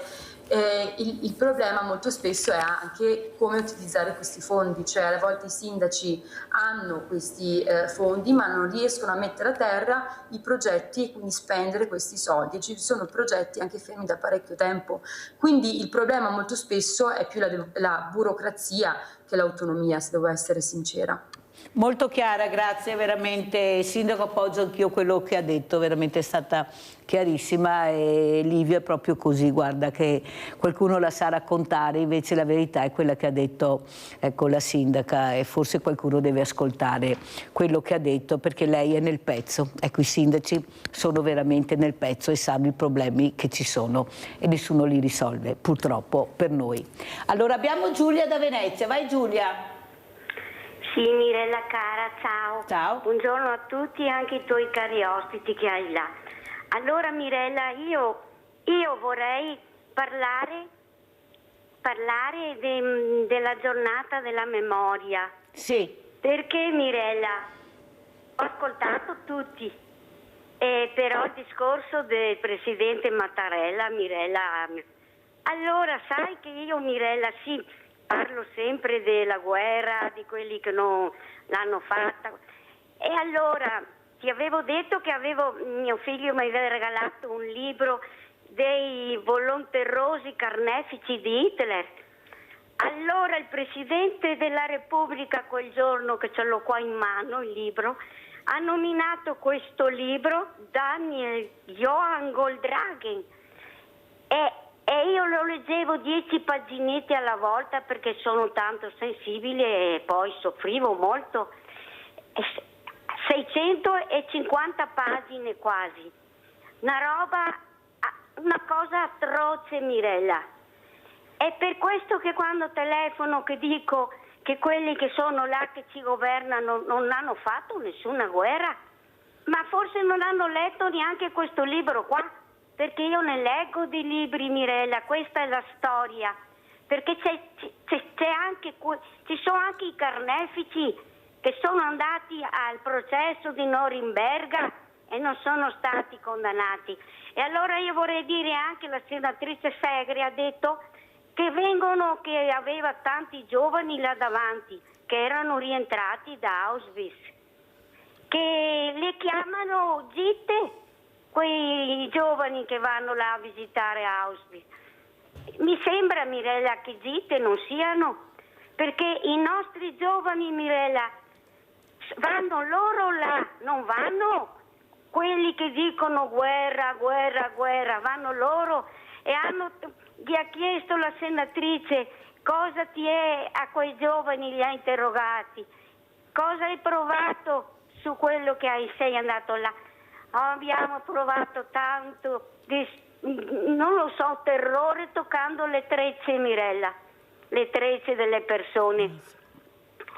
Allora Mirella, io la ricordo tutti i giorni la memoria, perché più o meno leggo sempre questi libri, e quando ho cominciato a leggere, perché sai che ho avuto la depressione e non ero più in grado, E allora i nostri giovani, Mirella, sono quelli che ci sono dappertutto, anche quelli che reclamano per tutto quel cemento che viene gettato.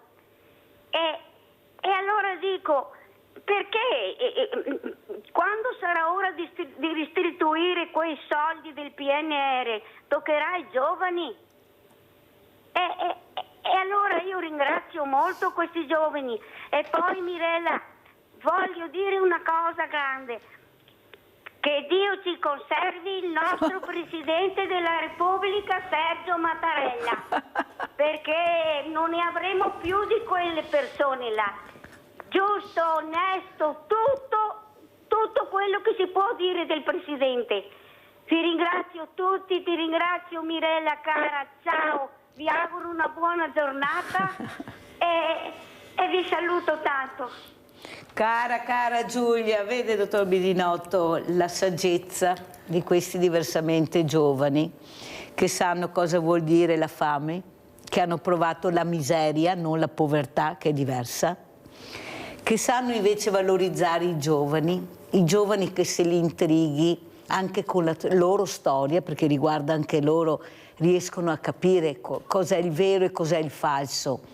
Emozionare i giovani, noi dobbiamo emozionarli, anche raccontando la storia, ma la storia vera, la storia che è successo per mano dell'uomo, che continua, magari anche con delle persone che approvano ancora queste guerre. 77 ne abbiamo, 77 nel mondo, ne parliamo di 1, 2, 3 forse, le altre non le nominiamo, anche in questo momento quanta gente sta morendo. Però c'è questa sensibilità e con la fiducia di questi giovani, la speranza, perché loro sono speranzosi. Io ripeto sempre, dottor Bidinotto, e lo dico anche alla sindaca, quella studentessa che ho avuto ospite, a sabato delle volte ospite questi studenti, che ha detto: guardi Mirella, un passetto alla volta, ma ce la faremo ad avere noi in mano il nostro territorio, il mondo, un passetto alla volta. Ecco, la speranza, però anche la sicurezza di riuscire. Cosa ne pensa, dottore? Intanto vorrei riprendere 2 piccoli frammenti che sono stati detti nella telefonata e prima ancora dalla sindaca, che rispetto a me è molto giovane a vederla, no? Quindi non è una questione di giovani o vecchi, noi possiamo avere una saggezza anche quando siamo dei ragazzini, delle intuizioni. La cosa che mi ha colpito della sindaca è quando ha detto sì, ma le leggi valgono fino a un certo punto, perché poi oggi guardiamo, le leggi ci sono, i diritti umani, ci sono delle leggi di qualcosa di solido che abbiamo costruito, ma se vengono disattese per primo da chi ha il potere, dobbiamo parlare di questo. E poi diceva la signora invece per telefono da Venezia, no? Il giorno della memoria, sì, non possiamo confinarlo a un giorno della memoria, fare dei bellissimi discorsi anche meravigliosi, ma che sono poi in contrasto con la realtà. E allora ancora una volta io dico, la strada è quella di avere il coraggio di cominciare a guardare dentro di noi. Io metto fuori discussione che oggi la parola più importante, anzi ce ne sono 2. La prima è pace, la seconda per me è amore. Ma cosa vuol dire concretamente? La pace deve nascere dentro di noi. Se io mi batto per la pace, per i diritti umani e per la pace nel mondo, ma poi ci sono dei piccoli litigi con i miei colleghi di lavoro, con i miei figli, con i miei genitori, nella mia famiglia, non condanno questo, ma vedo come anch'io posso in certi momenti dimenticarmi e andare nel conflitto. E quando vado in questo conflitto? In genere quando ho paura, quando sono come un bambino che è aggrappato e allora a volte attacca semplicemente per difendersi. Allora se noi guardiamo questo, la pace la coltiviamo prima dentro di noi, accettando anche quando c'è il contrario della pace. E l'amore credo che sfondi una porta aperta, perché a parte Gandhi, ma voglio dire, dal Vecchio Testamento con comandamenti molto importanti, ma Gesù ha detto no, ve ne do uno nuovo, uno semplice, magari non ce lo ricordiamo, ma c'è nel Vangelo, andatelo a cercare, no? Non vi faccio le citazioni dotte, semplicemente questo. Amatevi gli uni gli altri come io ho amato voi, ma lui ci ha amato profondamente, ha amato tutte le persone, non solo quelli che guariva, non solo i suoi discepoli. E ha subito quello che ha subito per noi, per il nostro bene. Sì, ma soprattutto per mostrarci, no? Per mostrarci che anche se lui, cioè non credo che dentro di lui abbia condannato né Giuda né Ponzio Pilato, no? Perché anche lui c'ha un momento che abbiamo anche noi, no? Quel momento che è contraddittorio perché ci sono tante traduzioni, ma quando sulla croce dice Dio mio perché mi hai abbandonato, perché a quel punto era veramente difficilissima la situazione, come tanti esseri umani si trovano in una guerra atroce in giro per il mondo a soffrire questo, però poi si è ricordato e ha detto non la mia ma la tua volontà sia fatta, ma non è la volontà di un Dio astratto, è la volontà di una parte che è dentro di noi, questo amore, questo silenzio e questa pace ci sono dentro di noi, però a volte sono sepolti, se noi la tiriamo fuori dentro di noi poi possiamo trasmetterla autenticamente agli altri. Vede però, dottor Bidinotto, lei ha detto una cosa che mi ha fatto riflettere, ha detto anche ognuno di noi deve fare la propria parte e deve avere un ruolo importante anche verso la politica. Ma noi non ce l'abbiamo, dottor Bidinotto, perché allora se andiamo a votare troviamo già i listini preparati. E chi sono queste persone? Che curriculum hanno? Non lo sappiamo, noi leggiamo solo nomi e cognomi. Allora mi rifiuto di scrivere, ma se mi rifiuto non vado a votare perché non ci credo. E allora cosa faccio? Se non vado a votare sono condannato, dicono no, devi fare la tua parte, devi andare a votare. Se vado a votare devo votare quello che è scritto. E dove vado a finire? Ma perché anche qua chiedo anche alla sindaca, il curricula sono fondamentali. Chi sei? Cosa hai fatto? Perché ti candidi? Non c'è trasparenza, ecco qua ancora la trasparenza, perché quando c'è trasparenza c'è pace. Se ascolti la trasparenza arriva anche la pace dentro di te. Se non c'è la trasparenza ti arrabbi, diventi nervoso, E allora cosa facciamo? Ma ci hanno tolto tutte le armi, non abbiamo le armi da combattere, che la politica, siccome ha capito l'importanza del voto, perciò il voto te lo dirò, tutti parlavano del cambiamento che sarebbe stato fatto sulla legge elettorale, lei ne ha sentito parlare? E sì, abbiamo cambiato diversi, abbiamo 77 partiti, 77 governi.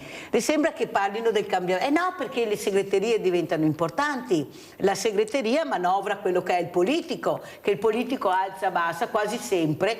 Liste civiche, ne parliamo, sindaca, nascoste dietro il partito, perché hanno capito l'importanza della lista civica. Allora se scrivo il partito prendo meno voti, ma se metto la lista civica ben confezionata riesco a esserci. Non le sembra, sindaca, che sia venuto il momento anche per i giovani? Io dico sempre che darei il voto ai 17enni, dottor Bidinotto, glielo dico, io darei il voto a loro, forse cambierebbero il mondo, è solo che hanno paura di questo voto, non glielo daranno mai, ve lo posso assicurare, anche se in altri paesi lo fanno già, e lo dico sempre, sindaco, e lo ripeto e lo strapreto, però gli diamo il patentino e li mettiamo sulla strada i 17enni, sì, là va bene, il voto no, perché non sono preparati. Ecco, anche qua ne parliamo. Prego, sindaco.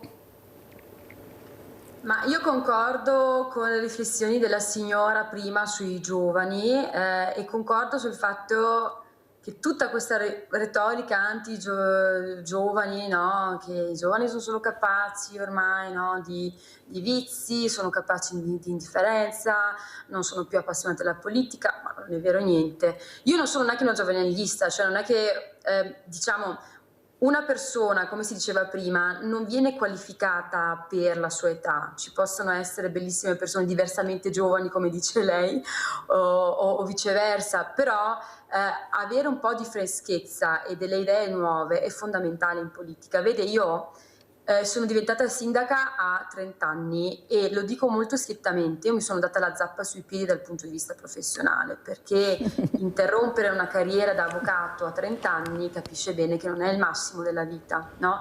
È stata una scelta, per me anche una vocazione, però come me lei si chiede ma come faccio a incidere sulla politica? Innanzitutto con il voto, io rimango ferma dell'idea che il voto si debba sempre praticare, anche uno sghiribizzo, anche la scheda bianca, anche scrivere una parolaccia, secondo me è meglio rispetto al non voto. Dall'altra parte però secondo me è importante che tanti di noi si mettano proprio in gioco attivamente, personalmente, cioè entrino nelle liste. Noi dobbiamo, l'unico modo per spezzare questa catena, come dice lei, delle segreterie, delle liste bloccate, dei paracadutati, come li chiamo io, perché soprattutto in Parlamento noi vediamo gente che fino all'altro giorno non si capisce che cosa facesse e poi di punto in bianco diventa deputato, senatore e non si comprende bene come mai. Ecco, l'unico modo secondo me per spezzare questa catena è mettersi in gioco con le proprie forze, almeno io così penso e così ho praticato, cioè a un certo punto della mia vita ho detto, boh, io mi butto, metto il mio curriculum, come dice lei, a disposizione, è una partita in salita, però qualcuno la deve fare e la deve affrontare. Secondo me curriculum non significa soltanto competenze, non significa soltanto tipo di lavoro, istruzione che uno ha, ma significa soprattutto che cosa ha reso per la società, quanto volontariato hai fatto, in quali associazioni sei iscritto, come ti comporti col tuo vicino di casa, banalmente. Cioè curriculum è la persona in toto. Io non sono tanto dell'idea, molto spesso i politici si riempiono la bocca di competenza, il tizio è competente, Caio è competente. Per le competenze quelle più strette, esistono i tecnici in comune, esistono nel Parlamento, eccetera. Un politico deve innanzitutto essere una persona, secondo me, a tutto tondo, capire la propria società. Quindi competenza per un politico, almeno a mio parere, è capire la realtà che lo circonda e comprendere le persone e le prospettive del proprio territorio. Ecco. Brava sindaca, brava, sono veramente contenta di averla ospite questa mattina. Vedete, è una sindaca giovane che ha deciso di mettere la goccia nonostante sapesse che economicamente ci rimetteva tanto, ma è una passione, siamo sempre qua, con la passione anche della politica, di diventare amministratore. Forse sono proprio gli esempi negativi che fanno sì che questo non avvenga. Ecco, non mi metto, perché guarda che esempio, chi me lo fa fare. Se invece avessimo esempi come la sta descrivendo dottor Bedinotto, questa sindaca, forse avremmo anche più partecipazione, questi giovani, ecco, che avrebbero anche voglia di agire, ma adesso mi sembra che, ecco, non possono neanche più manifestare. Avete capito che le cose non vanno nella maniera corretta, perché loro avrebbero tante cose da dire se li lasciassimo parlare, e soprattutto nell'interesse della comunità. Sono loro che difendono l'ambiente, sono loro che rischiano e scendono nelle piazze per l'ambiente, lo fanno anche per tutti quelli diversamente giovani che magari sono quelli che li criticano perché non hanno ben capito perché questo giovane non ne può più. Allora andiamo a vedere invece adesso il video che ha portato il dottor Bedinotto, l'arte di difendere e ci difende. L'arte difende e ci difende. Andiamo a vedere.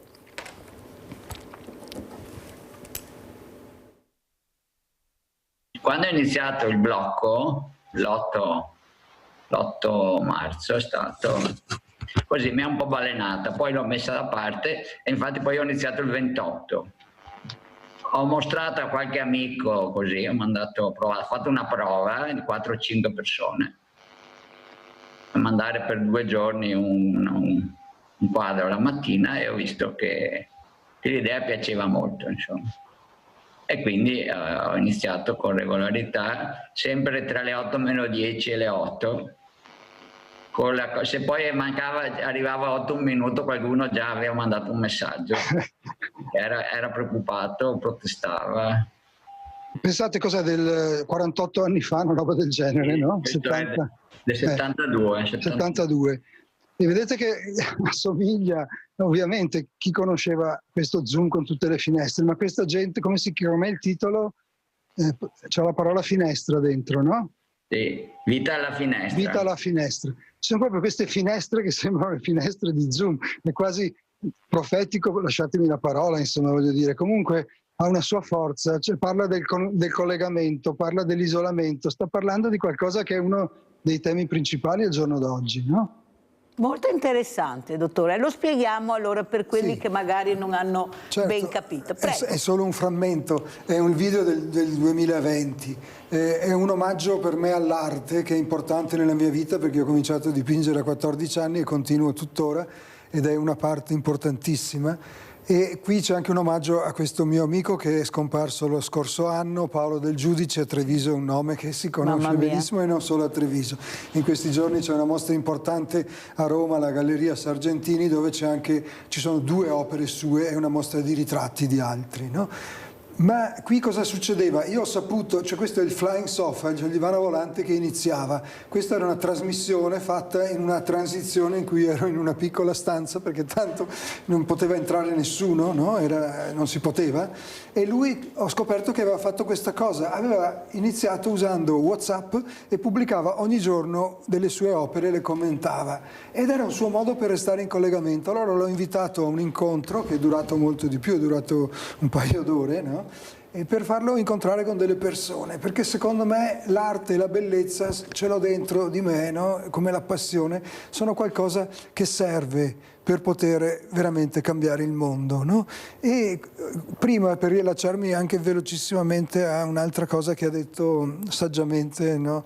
La nostra sindaca, sì, è importante che ci sia un coinvolgimento, è importante, come ha fatto lei, che ci mettiamo in prima persona, ma soprattutto non è un curriculum. Io il mio curriculum è notevole, non lo scrivo mai intero perché non ha senso tutte le cose che ho fatto, che sono conoscenze importanti, ma per me la cosa più importante che io ritengo di avere è, e posso dirlo a testa alta, la coerenza. Le cose che io insegno, l'introspezione, la meditazione, il lavoro su se stessi, io continuo a farlo ancora oggi per me. Non è che ho smesso perché sono arrivato da qualche parte, no? E ormai io insomma ho un'età, no? Ho fatto già un 7° decennio. Però è un lavoro faticoso capire chi sei, guardare dentro di te, perché c'è un lato magari che tu non vorresti vedere, è un lato che tutti abbiamo, ma fai fatica, sorvoli, vai da un'altra parte. È faticoso, ma ripaga tantissimo se c'è una passione.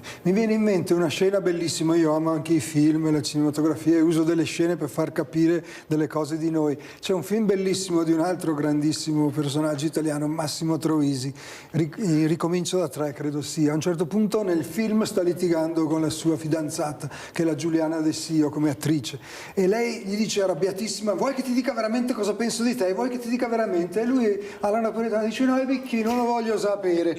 Noi siamo un po' così, ma se noi andiamo oltre a questo e rompiamo quello schema, viene ripagato, perché quello che troviamo dentro è quella cosa di cui parlavo prima, ma non astratta. Dentro c'è pace, dentro c'è amore verso gli altri e soprattutto l'amore verso noi stessi, che noi ci sembra che non è l'egoismo, non è voglio, questo è mio, il pallone adesso lo prendo io perché sto perdendo e voglio vincere io. Chissà cosa direbbe Trump se fosse qui che l'ascoltasse. Sindaca, come commenta queste parole? Vuoi che ti dica veramente Trump chi sei? No, lascia perdere, è meglio che non me lo dici. Prego, sindaca. Aggiungeva anche, non ricordo se in quel film o in un altro, ma perché siete tutti così sinceri con me? Cosa vi ho fatto io? No? Ecco, quindi un po' meno sincerità ogni tanto. No, ma Trump, guardi, penso che il presidente dell'America, degli Stati Uniti d'America, non abbia talmente considerazione di sé che non abbia proprio bisogno di ascoltare che cosa pensano o dicono gli altri. Io vorrei avere l'infinitesima parte soltanto di stima di sé che ha il presidente, per me è ingiustificata tra l'altro, perché io non lo rispetto affatto, non rispetto il suo operato, non rispetto come si sta comportando. Trovo scandalosa questa cosa dell'ICE, cioè della sua milizia che viene pure in Italia, no, a dettare legge, a dirci che cos'è la sicurezza, quando in realtà uccidono i manifestanti alla luce del sole, con anche tanto di video, e sono capaci lo stesso di mentire spudoratamente. Io questo modello lo rifiuto. Se gli americani lo hanno votato, benissimo, se lo tengano, noi ci teniamo alla nostra democrazia. Sì, noi ci teniamo finché ci riusciremo, perché sono dei segnali anche qua non sono molto chiari su quella che sarà la democrazia, ecco, i valori, i diritti. Ecco, io ho il diritto, sono in democrazia anche di manifestare, di dire quello che penso, e soprattutto quello che mi piace tantissimo sono i giovani che hanno capito l'importanza nel mondo. Sono loro che protestano, sono loro che muoiono, ecco, perché sperano che arrivi la democrazia in tanti paesi, la libertà. Queste donne, guardate che stanno svolgendo un ruolo fondamentale, sanno che rischiano la vita, sanno che da un momento all'altro possono essere imprigionate, e guardate che non sono le nostre prigioni, ecco, attenzione, loro e sanno benissimo quello che rischiano, però la speranza anche per i loro figli, per il loro futuro. Ecco, quanto è importante la speranza. Sperare, lo sai che più di così non puoi, però speri fino all'ultimo che le cose cambiano. Ecco, la speranza. È una parola importantissima su cui voglio spendere 2 parole, però prima, siccome mi hai lanciato una provocazione, poi siamo passati. Sì. Allora, se Trump fosse qui oggi, che è chiaro che è una fantasia, ma io non farei neanche questo discorso, ci rinuncerei, perché io, ovviamente nel Trump che si comporta in questo modo, io sono assolutamente in disaccordo, ma io sinceramente dico una cosa che sarà molto impopolare. Io ho compassione di Trump, perché anche lui un giorno dovrà lasciare tutto, questo impero che sta costruendo, questi disastri che fa per un attaccamento a questa cosa che è come tanti multimiliardari che non potranno spendere neanche in 200, non potrebbero spendere neanche in 200 vite quello che hanno. Ma un giorno dovranno lasciare tutto, e cosa succederà in quel momento lì? Io dico poverino. Cioè, ok, ma voglio usare una cosa un po' più seria, no? Di una cosa così che magari non viene capita.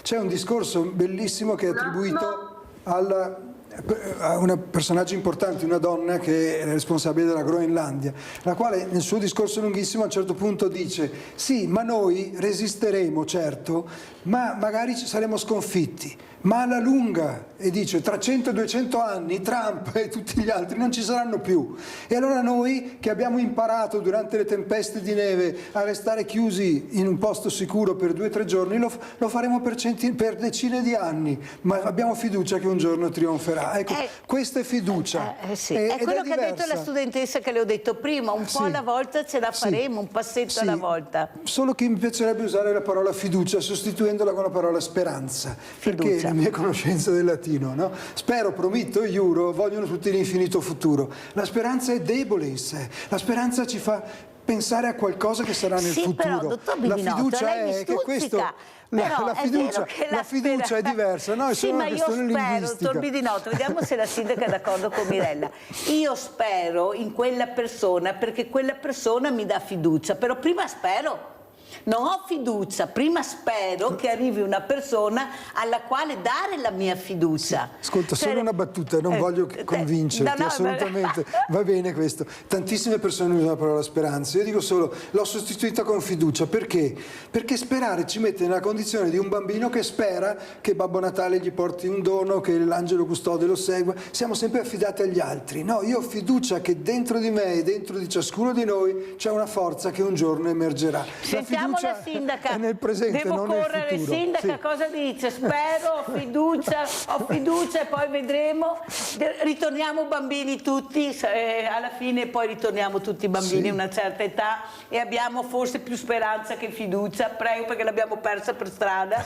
Prego, sindaca. Ma io in realtà mi trovo d'accordo con l'ospite, che davvero sto apprezzando moltissimo, perché spero, prometto, iuro, appunto, vogliono l'infinito futuro. Io da politico dico che anche, cioè, i politici sono anche molto gran maestri di promesse, no? Prometto, ecco.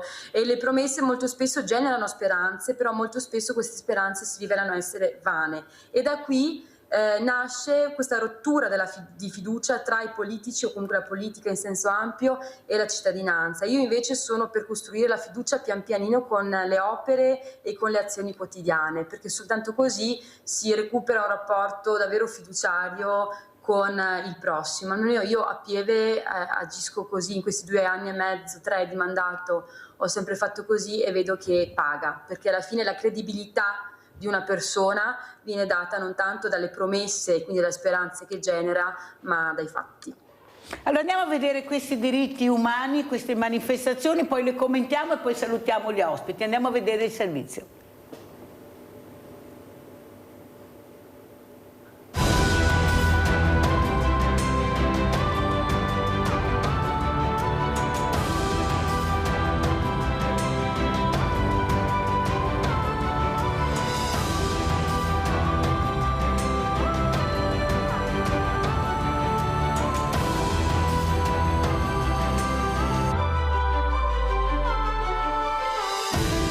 Partiamo da Cartigliano per raccontare il 10 dicembre, giornata internazionale dei diritti umani che commemora la proclamazione avvenuta nel 1948 della Dichiarazione universale dei diritti umani. La rete territoriale di scuole Bassano Asiago ha organizzato una serie di iniziative per rafforzare i valori della pace tra gli studenti.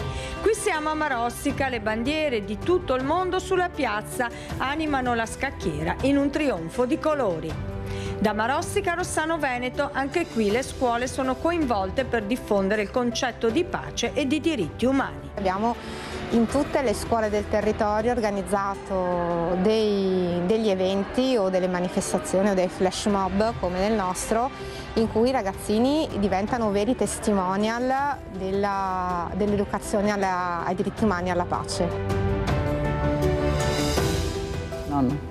Aspetti, adesso prego, dottor Bidinotto, come commentiamo questa giovane che chiude questo video, prego. Beh, io sono sempre totalmente concorde sia con le cose che diceva il sindaco nostro prima qua, sia con chi manifesta per la pace. Come abbiamo detto prima, però non è sufficiente una giornata all'anno, dobbiamo coltivarla e averla dentro di noi tutti i giorni, insomma. E questo è un po' il compito che io sento di avere, ma non solo, cioè un po' anche così professionalmente, diciamo, perché sto facendo questo nella mia vita, ma anche nella mia vita personale. Se io riesco a portare un frammento di pace dove qualcuno vuole raccoglierlo, e per me la bellezza è anche qualcosa che accompagna questo, no? Possiamo farlo in un modo elegante, possiamo arrivare direttamente al cuore delle persone, e io ho fiducia che le persone sono pronte ad ascoltare. Non tutte, anzi la maggior parte oggi preferiscono essere addormentate, ma il titolo di questa trasmissione che sveglia, abbiamo bisogno di qualcuno che ci svegli, e qualche volta bisogna anche arrivare con piccole provocazioni, perché se l'obiettivo è questo, solo se noi ci svegliamo e ritroviamo una natura profonda che abbiamo dentro di noi, e questo è un percorso che dicevi prima, sì, può essere un po' difficile in alcuni momenti, duro, però l'appagamento può arrivare presto, non è che dobbiamo aspettare tanti anni perché succeda. Speriamo, guardi, io dico speriamo. Sindaca, come ci saluta, con quale messaggio? Magari invita il dottor Bidinotto a fare un bel convegno con i suoi ragazzi a Pieve di Cadore, perché veramente parla con una semplicità che ti coinvolge, che ti intriga, non è per violinarlo, ma è stato proprio così questa oretta che abbiamo passato assieme. Prego, Sindaca. Ma infatti io ufficializzo l'invito, magari non sotto le Olimpiadi perché troverà un po' di traffico per arrivare a Pieve di Cadore, ma insomma questa è una parentesi. No, dicevo, secondo me di pace andrebbe parlato durante tutto l'anno. Noi stiamo facendo insieme anche all'Istituto Fermi di Pieve, quindi ai ragazzi soprattutto delle superiori, ma non solo, sempre tante giornate dedicate a tematiche anche internazionali, no? Anche di geopolitica se vogliamo. Ecco, io mi rifiuto, o comunque non sono d'accordo con tanti miei colleghi sindaci che dicono ma io sono sindaco e parlo delle cose del mio paese, i sindaci devono amministrare, non devono fare politica. Secondo me non esiste in natura una differenza tra politici e amministratori, cioè tutti gli amministratori sono politici, perché la macro area è quella, no? Cioè uno mette la sua faccia, il suo programmino elettorale e quindi di per sé sei un politico. Il fatto che io mi occupi o comunque svolga e organizzi delle giornate di sensibilizzazione sull'Iran, su Gaza, su tutto quello che ne conviene, non significa che venga meno ai miei obiettivi, al mio impegno di sindaco, cioè banalmente asfaltare, sistemare la pubblica, eccetera. Si possono fare entrambe le cose, perché la giornata ha 24 ore, quindi parlare di pace non sottrae, o comunque diciamo così, tematiche sociali che ci riguardano tutti quanti in quanto esseri umani, non toglie niente all'impegno quotidiano. Quindi più politica, più pace e soprattutto più condivisione di queste tematiche. Grazie, veramente grazie al sindaco che è stato con noi, l'avvocato Cindy Manusci, sindaco di Pieve di Cadore. Vediamo se riesco a fermare ancora un pochino il dottor Umberto Bidinotto con Mirella Sveglia Veneti, perché c'è un altro ospite che mi farebbe piacere presentarlo. Allora, grazie sindaco, buon lavoro, ci vedremo presto ancora, grazie. Pubblicità. Grazie dell'invito che accolgo.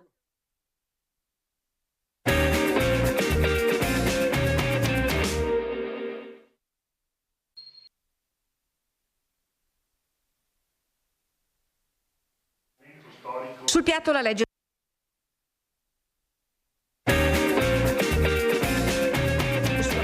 una dote di possibilità per far tornare la vita nelle terre alte. Il ministro per gli affari regionali e le autonomie Roberto Calderoli arriva a Belluno, sotto braccio la norma, pronto a chiarire la sua recente dichiarazione. La montagna vive con lavoro e servizi, non costruendo fontane. Fino a che sono arrivato io non c'era il minimo monitoraggio non ho quindi la certezza che quelle risorse date le regioni poi siano arrivate a livello dei comuni, né tantomeno come siano utilizzate, e quindi io voglio che quelle risorse vadano in montagna, vengano spese non solo per spesa corrente ma anche per pensare a qualcosa di strutturale che sia in grado di attirare o far restare la gente in montagna. È il debutto della giornata internazionale della montagna a Belluno, si replica venerdì a Cortina nella sede del Collegio regionale dei maestri di sci. Salutano le istituzioni, il presidente Padrin parte dalle potenzialità del territorio dolomitico, troppo facile ammette dare adito alla diceria oramai stantia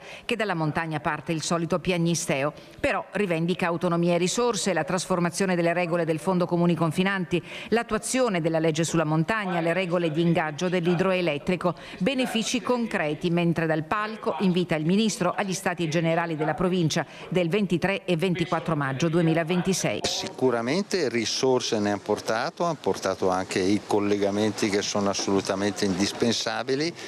La legge ha cercato di venire incontro a quei servizi minimali per cui la gente resta o se ne va oppure può ritornare in montagna. A partire dalla sanità, dall'istruzione, la famiglia, l'impresa e i giovani che vogliono tornare nelle terre alte. Noi ci crediamo, siamo riusciti ad arrivare dopo 3 anni di percorso a questa legge. Vediamo adesso di metterla a terra e di fare produrre gli effetti desiderati. A sorpresa la prima a Belluno anche di Alberto Stefani nel suo ruolo di Presidente della Regione Veneto, che alla Giornata Internazionale della Montagna rompe il tabù dell'articolo 15 dello Statuto regionale. È assolutamente importante riconoscere la specificità di questa provincia, la capacità di anche dialogare con le altre province. Proprio per questo abbiamo previsto una delega alla montagna, quindi ci sarà un assessorato che tra le deleghe avrà soprattutto quella della montagna, che dovrà quindi confrontarsi in giunta per valorizzare al meglio questa specificità. E sul posto Olimpiadi Stefani sta sul pezzo, assolutamente necessario focalizzarsi sull'eredità dell'evento. Quello che sarà dopo le Olimpiadi, l'eredità, e quindi permettere ovviamente una destagionalizzazione dell'offerta turistica, garantire quindi anche una valorizzazione delle infrastrutture e soprattutto far sì che le Olimpiadi non siano un evento spot, anche da un punto di vista pubblicitario, ma siano soprattutto un evento che diventi motore di sviluppo territoriale di questa provincia.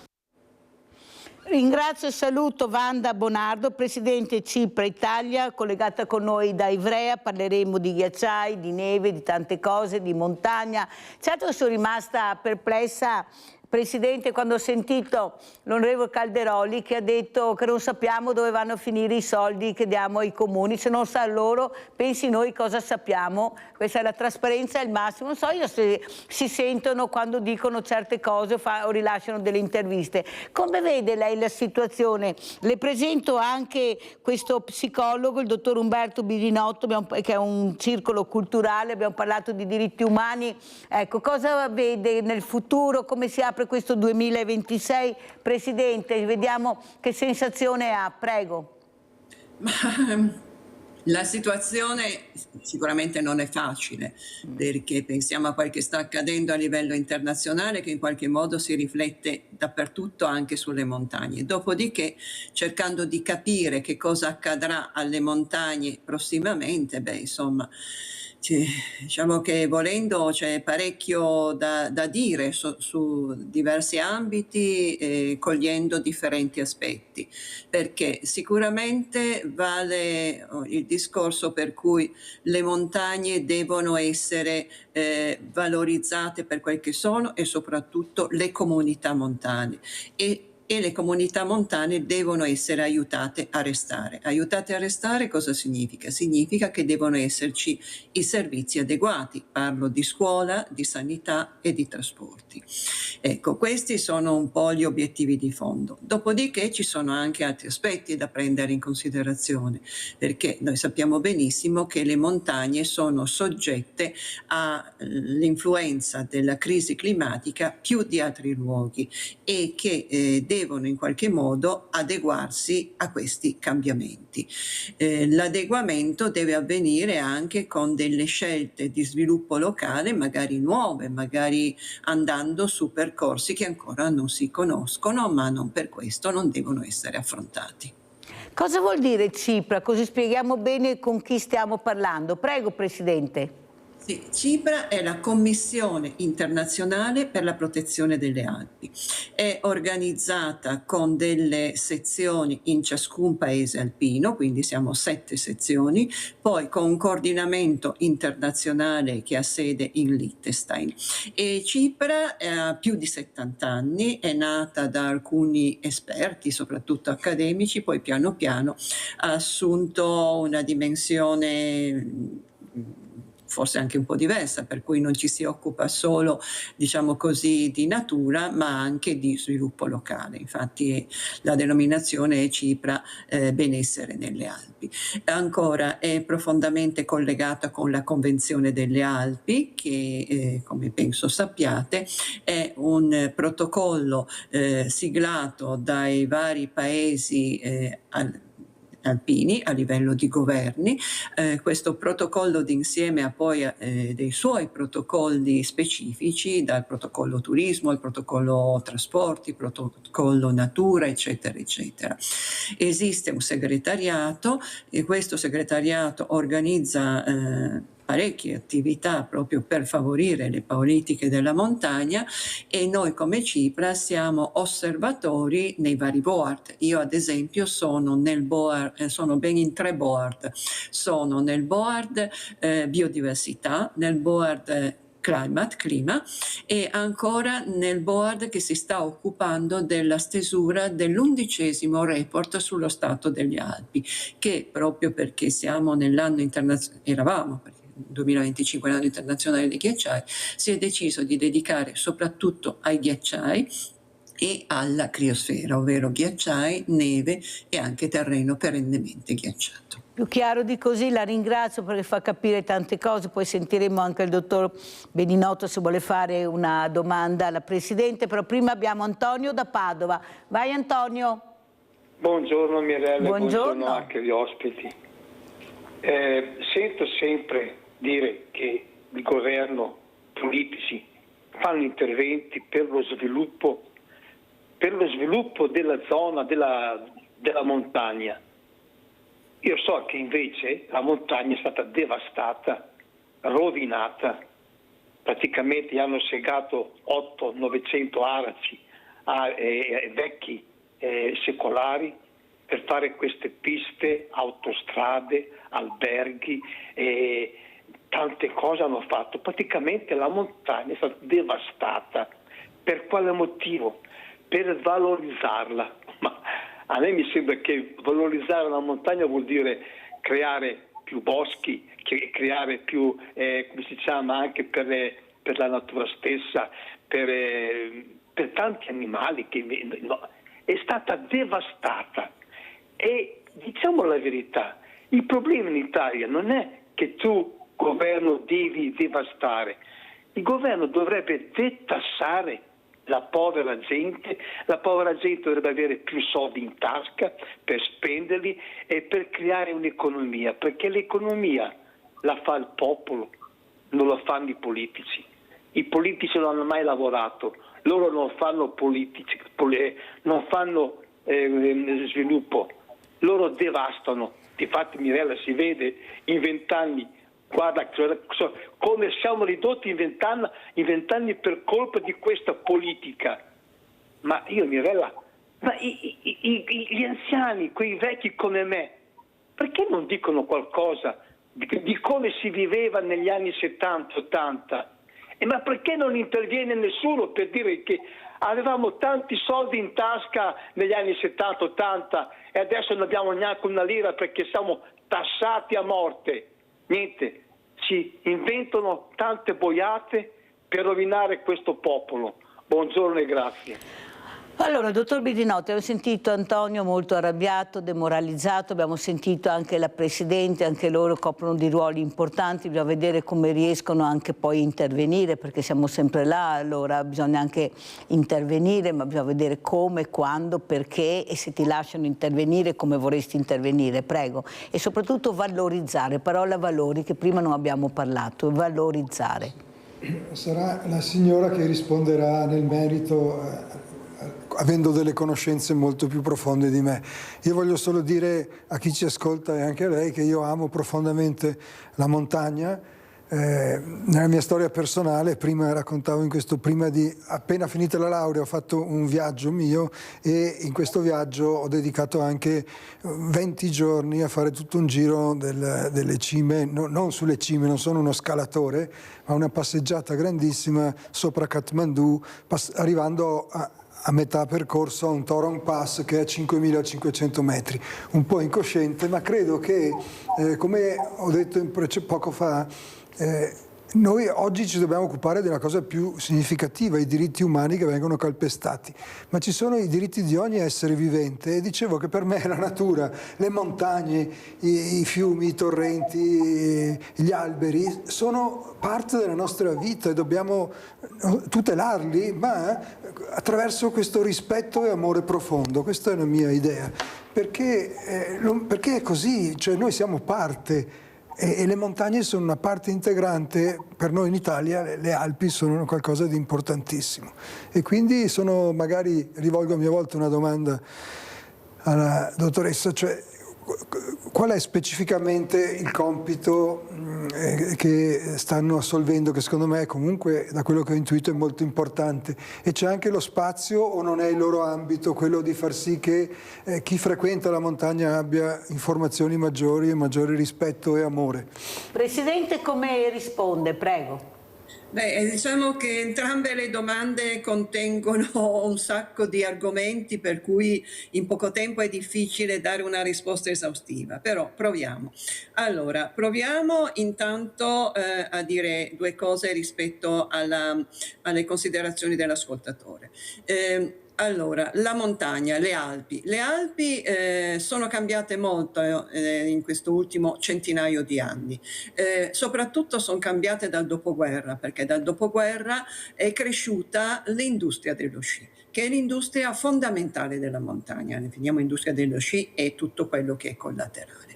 Questa industria ha strappato dalla povertà molte popolazioni e ha portato ricchezza e benessere in molti casi, ma non dappertutto, perché nelle grandi località c'è stato e c'è benessere, in altri luoghi invece ci sono ancora situazioni di abbandono. Questa industria ha fatto sì che si costruisse parecchio e quindi tagliato alberi, cementificato e, come diceva il signore, anche in alcuni casi creando distruzione dell'ambiente naturale.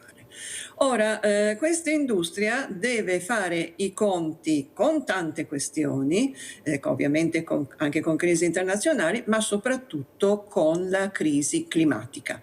La crisi climatica fa sì che ci sarà sempre meno neve in montagna e tutto questo renderà sempre più difficile la vita a questa industria dello sci che tanto si è attrezzata costruendo e generando e a volte danneggiando anche la montagna stessa. Quindi noi dobbiamo porci intanto questo problema. Come affrontare questo fatto, no? Il fatto per cui la crisi climatica sta mettendo in discussione anche quella forma di colonizzazione della montagna che è avvenuta con la crisi dello sci. E su questo potremmo dire un sacco di altre cose. Poi ci sono anche altre situazioni e noi stiamo lavorando parecchio, ad esempio, su quelle situazioni che noi definiamo come buone pratiche, cioè quelle situazioni dove si sviluppa un turismo lento, un turismo più attento alla natura, un turismo meno impattante, che fa meno uso di impianti, non dico che li esclude, però ne fa meno uso e si dedica di più magari alle escursioni, si dedica di più al buon cibo. È un turismo che si può esercitare 365 giorni l'anno, che nevichi o non nevichi si può esercitare, mentre quell'altro dipende di più dalla neve. Allora, su questi fronti noi possiamo pensare di lavorare e anche noi stiamo spingendo come associazioni per produrre degli investimenti per far sì che, come diceva anche lo psicologo, che la natura venga tutelata, però insieme alla tutela della natura deve esserci la tutela della popolazione. Allora noi crediamo che attraverso forme di sviluppo meno impattanti, più sostenibili, si possono conciliare entrambe le cose. Abbiamo Lorenza da Mestre, vai Lorenza. Pronto? Buongiorno, pronto Mirella, buongiorno. Buongiorno Lorenza cara. Grazie, volevo solo semplicemente dire una cosina molto semplice, cioè diciamo amare le nostre Alpi. Io mi ricordo quando ero bambina andavo in colonia, ho 74 anni, mi ricordo andavo a Acquabona. E a Acquabona c'era una colonia che era meravigliosa per i bambini che avevano problemi polmonari, bronchiali. Io sono soggetta a queste cose tuttora adesso, anche se ne ho 74. Però io ho dei bei ricordi di quegli anni lì. Non c'era questa invasione, maleducazione, il non rispetto della nostra storia, delle nostre Alpi. Cioè, quello che voglio dire, ci vorrebbe anche un'educazione quando si va a visitare questi posti meravigliosi che abbiamo. Tutto qui Mirella, educazione e rispetto.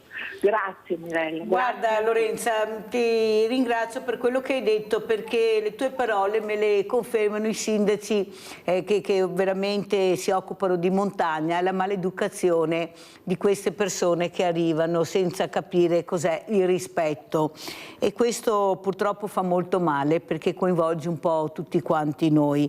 Però io volevo anche chiedere alla Presidente Bonardo questo patrimonio UNESCO, perché patrimonio UNESCO ti dà come una sensazione di sicurezza, sono protette, c'è il patrimonio, c'è l'UNESCO, poi alla fine non è che vediamo proprio la parola UNESCO nella realtà di protezione. Vediamo molte volte, come lei ha anche detto, le montagne molto violate, sapendo benissimo che c'è un clima che sta cambiando, c'è anche un cambiamento epocale che riguarda tutti naturalmente, però lei ha fatto capire il percorso che voi volete fare, quello anche se non c'è nevi impariamo ad amare la montagna in un'altra maniera, ma mi sembra che si sia più concentrati a produrre qualcosa che però sarà con la neve, per tutti questi impianti che sono sorti a dismisura,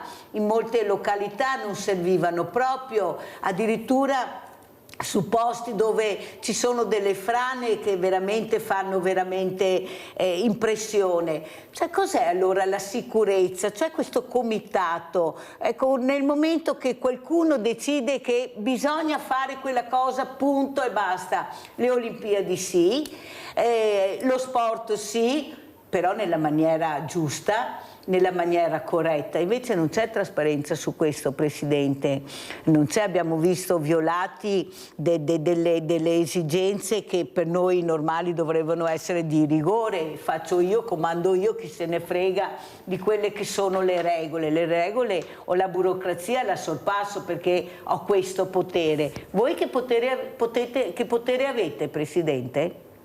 Noi abbiamo il potere di coloro che attraverso soprattutto il volontariato, perché noi siamo soprattutto volontari, cercano di spostare le cose, ma il nostro potere è limitato anche perché diciamo che il potere sta soprattutto tra coloro che sono al governo, e se coloro che sono al governo non vogliono ascoltare le nostre istanze, noi continuiamo, perché comunque per noi il nostro lavoro è un lavoro di formazione, di resistenza culturale, di impegno civico, ma fino a che non si dà retta alle nostre istanze si sposterà ben poco, e purtroppo, lei lo diceva prima, sempre di più la montagna viene vista come un luogo dove pensare alla speculazione, al guadagno facile anche da parte di coloro che arrivano da fuori,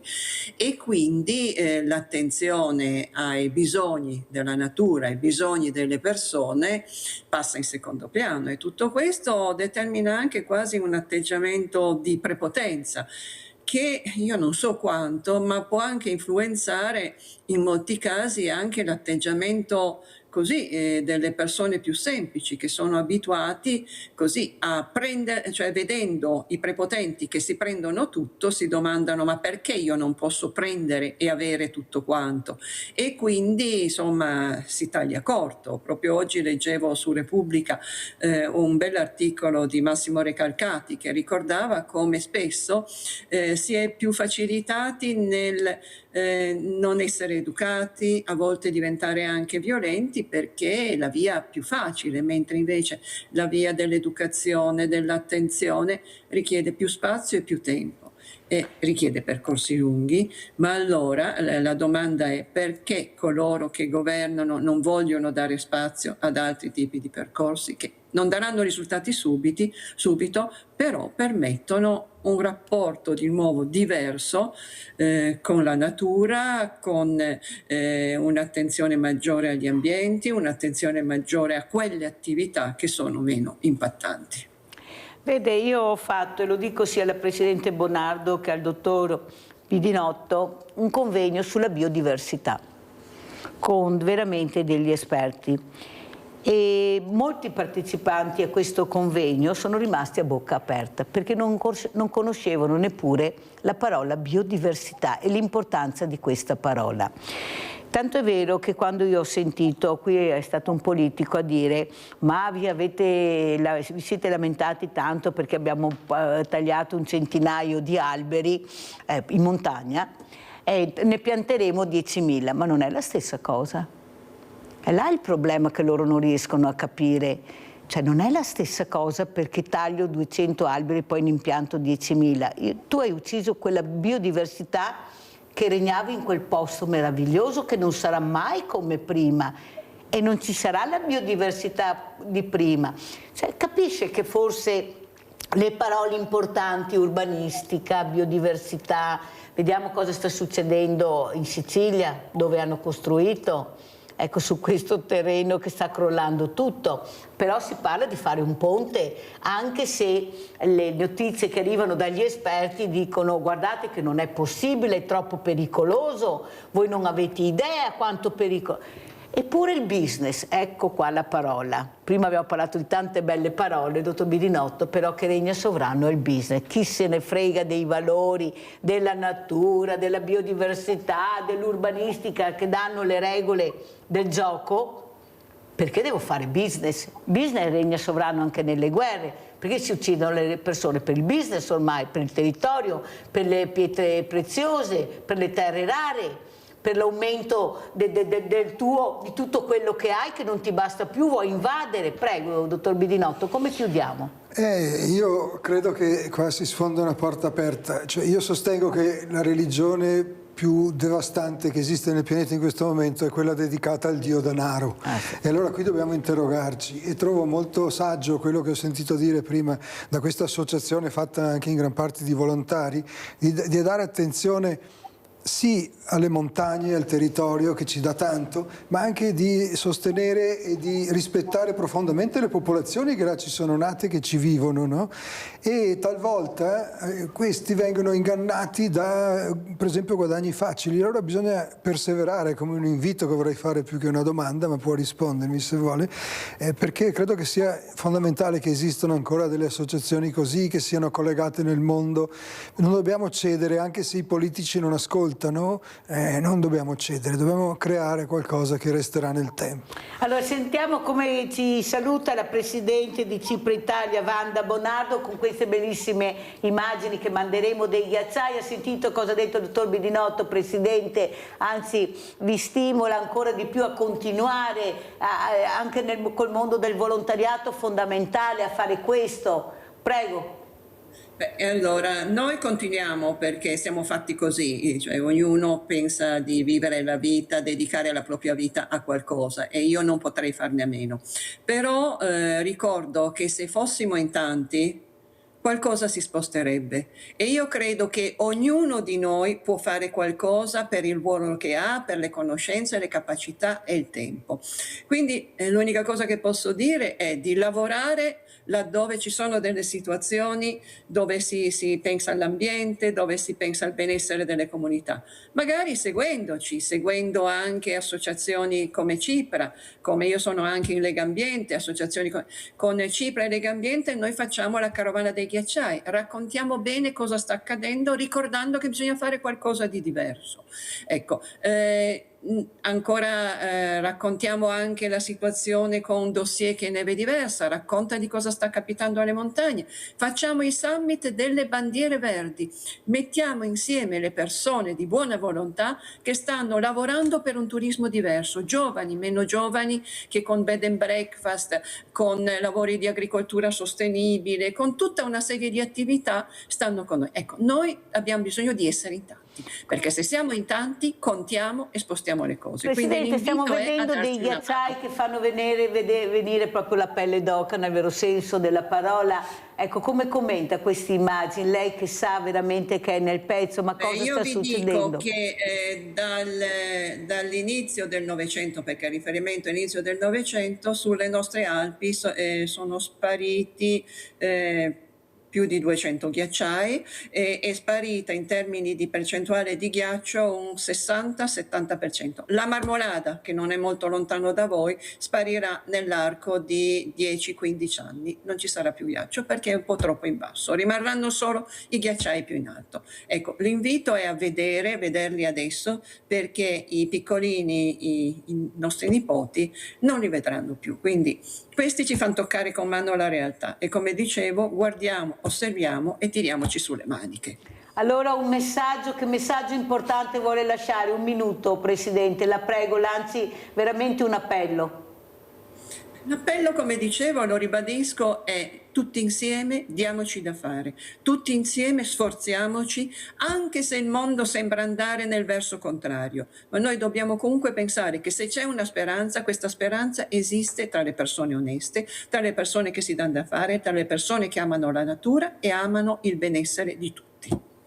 Io veramente ringrazio Wanda Bonardo, Presidente Cipra Italia, di come ha cercato anche di far capire l'importanza di fare squadra, di unire le forze. In tanti si ottiene qualcosa di più che in pochi. Purtroppo noi facciamo fatica a fare questo, purtroppo facciamo fatica a fare squadra, ma un po' alla volta impareremo, quando questo bene assoluto che sono i nostri giovani, il nostro futuro, ecco, non vivranno più e non vedranno più le cose che abbiamo vissuto, la fortuna di aver vissuto noi, visto noi, forse ci accorgeremo che tutti quanti dobbiamo dare un messaggio, come ha detto la Presidente. Un saluto velocissimo, dottor Bidinotto. Mi auguro anch'io quello che si augura la Presidente di questa associazione, che ci sia una presa di coscienza maggiore, una consapevolezza, perché ci sono tanti di queste realtà che vanno incoraggiate, quindi mi unisco in questo appello. Grazie, veramente grazie anche al dottor Umberto Bidinotto di essere stato con noi, grazie a tutti i miei ospiti anche questa mattina, a voi in particolare anche stamattina siete stati bravissimi, grazie. Andiamo a vedere l'assegno di Mirella. Tanti no, tanti bisogna arrangiarsi, cosa dobbiamo dire, cosa dobbiamo fare per cercare di far capire che questa famiglia va aiutata. Guarda, il problema non è solo di loro, è anche di molti altri. Loro hanno la fortuna che la Carla ha un carattere, come si dice, proattivo, che li abbiamo conosciuti già a suo tempo. Ho conosciuto Emilio quando si è venduto il camion per assistere i suoi genitori. E quindi poi con la malattia gli hanno tolto tutte le patenti, le cose, poi lui si presenta benissimo perché è bravo a presentarsi, no? Ma chissà le malattie che ha, quali sono le conseguenze, insomma si mette la mano sulla coscienza. Allora pensavo che avessero risolto, perché poi la Carla aveva trovato un lavoro ma faceva la badante e cosa è morto il vecchio e siamo tornati alla carica anche col sindaco, a parte che come se in questo momento li abbiamo sostenuti noi come Onlus, ma per vedere cosa trova. Ora non è facile neanche per il sindaco, però se non trova la soluzione a questo problema è inutile che facciamo le piste ciclabili o le altre cose, cioè le persone vengono prima, insomma, e quindi adesso vediamo cosa succede. Si sta impegnando, perché lo so che non è facile neanche per lui, ma se è necessario andare a rompere le scatole in un altro posto lo faremo. Questo l'ha detto anche lo sceriffo Gentilini, prima le persone e dopo tutto il resto. Allora adesso noi prendiamo l'assegno. Allora Carla, questo è l'assegno della grande famiglia di Rete Veneta. Che dire, grazie di tutto. Cosa vuol dire per te questo aiuto, Carla? Tutto. Respiro, vederlo un po' sereno e vivere un po' sereni. E noi ogni settimana, quando c'è bisogno, portiamo a casa anche la borsa perché tu possa andare avanti. Grazie mille. Sì. Allora, dire la verità, quanto importanti sono i banchi solidari? Forse qualcuno non va ancora. Io quando ti ho chiamato quella sera che non potevi parlare, e l'ho detto anche al signor Botero, siamo andati dai vicini a mangiare perché non avevamo niente. Ecco, queste sono ancora una volta le nostre storie dei nostri veneti. La casa di Emilio è un vecchio casello ferroviario dove lui tutt'oggi vive. Fra poco sentirete anche passare il treno che è a 2 centimetri e così vivono le famiglie.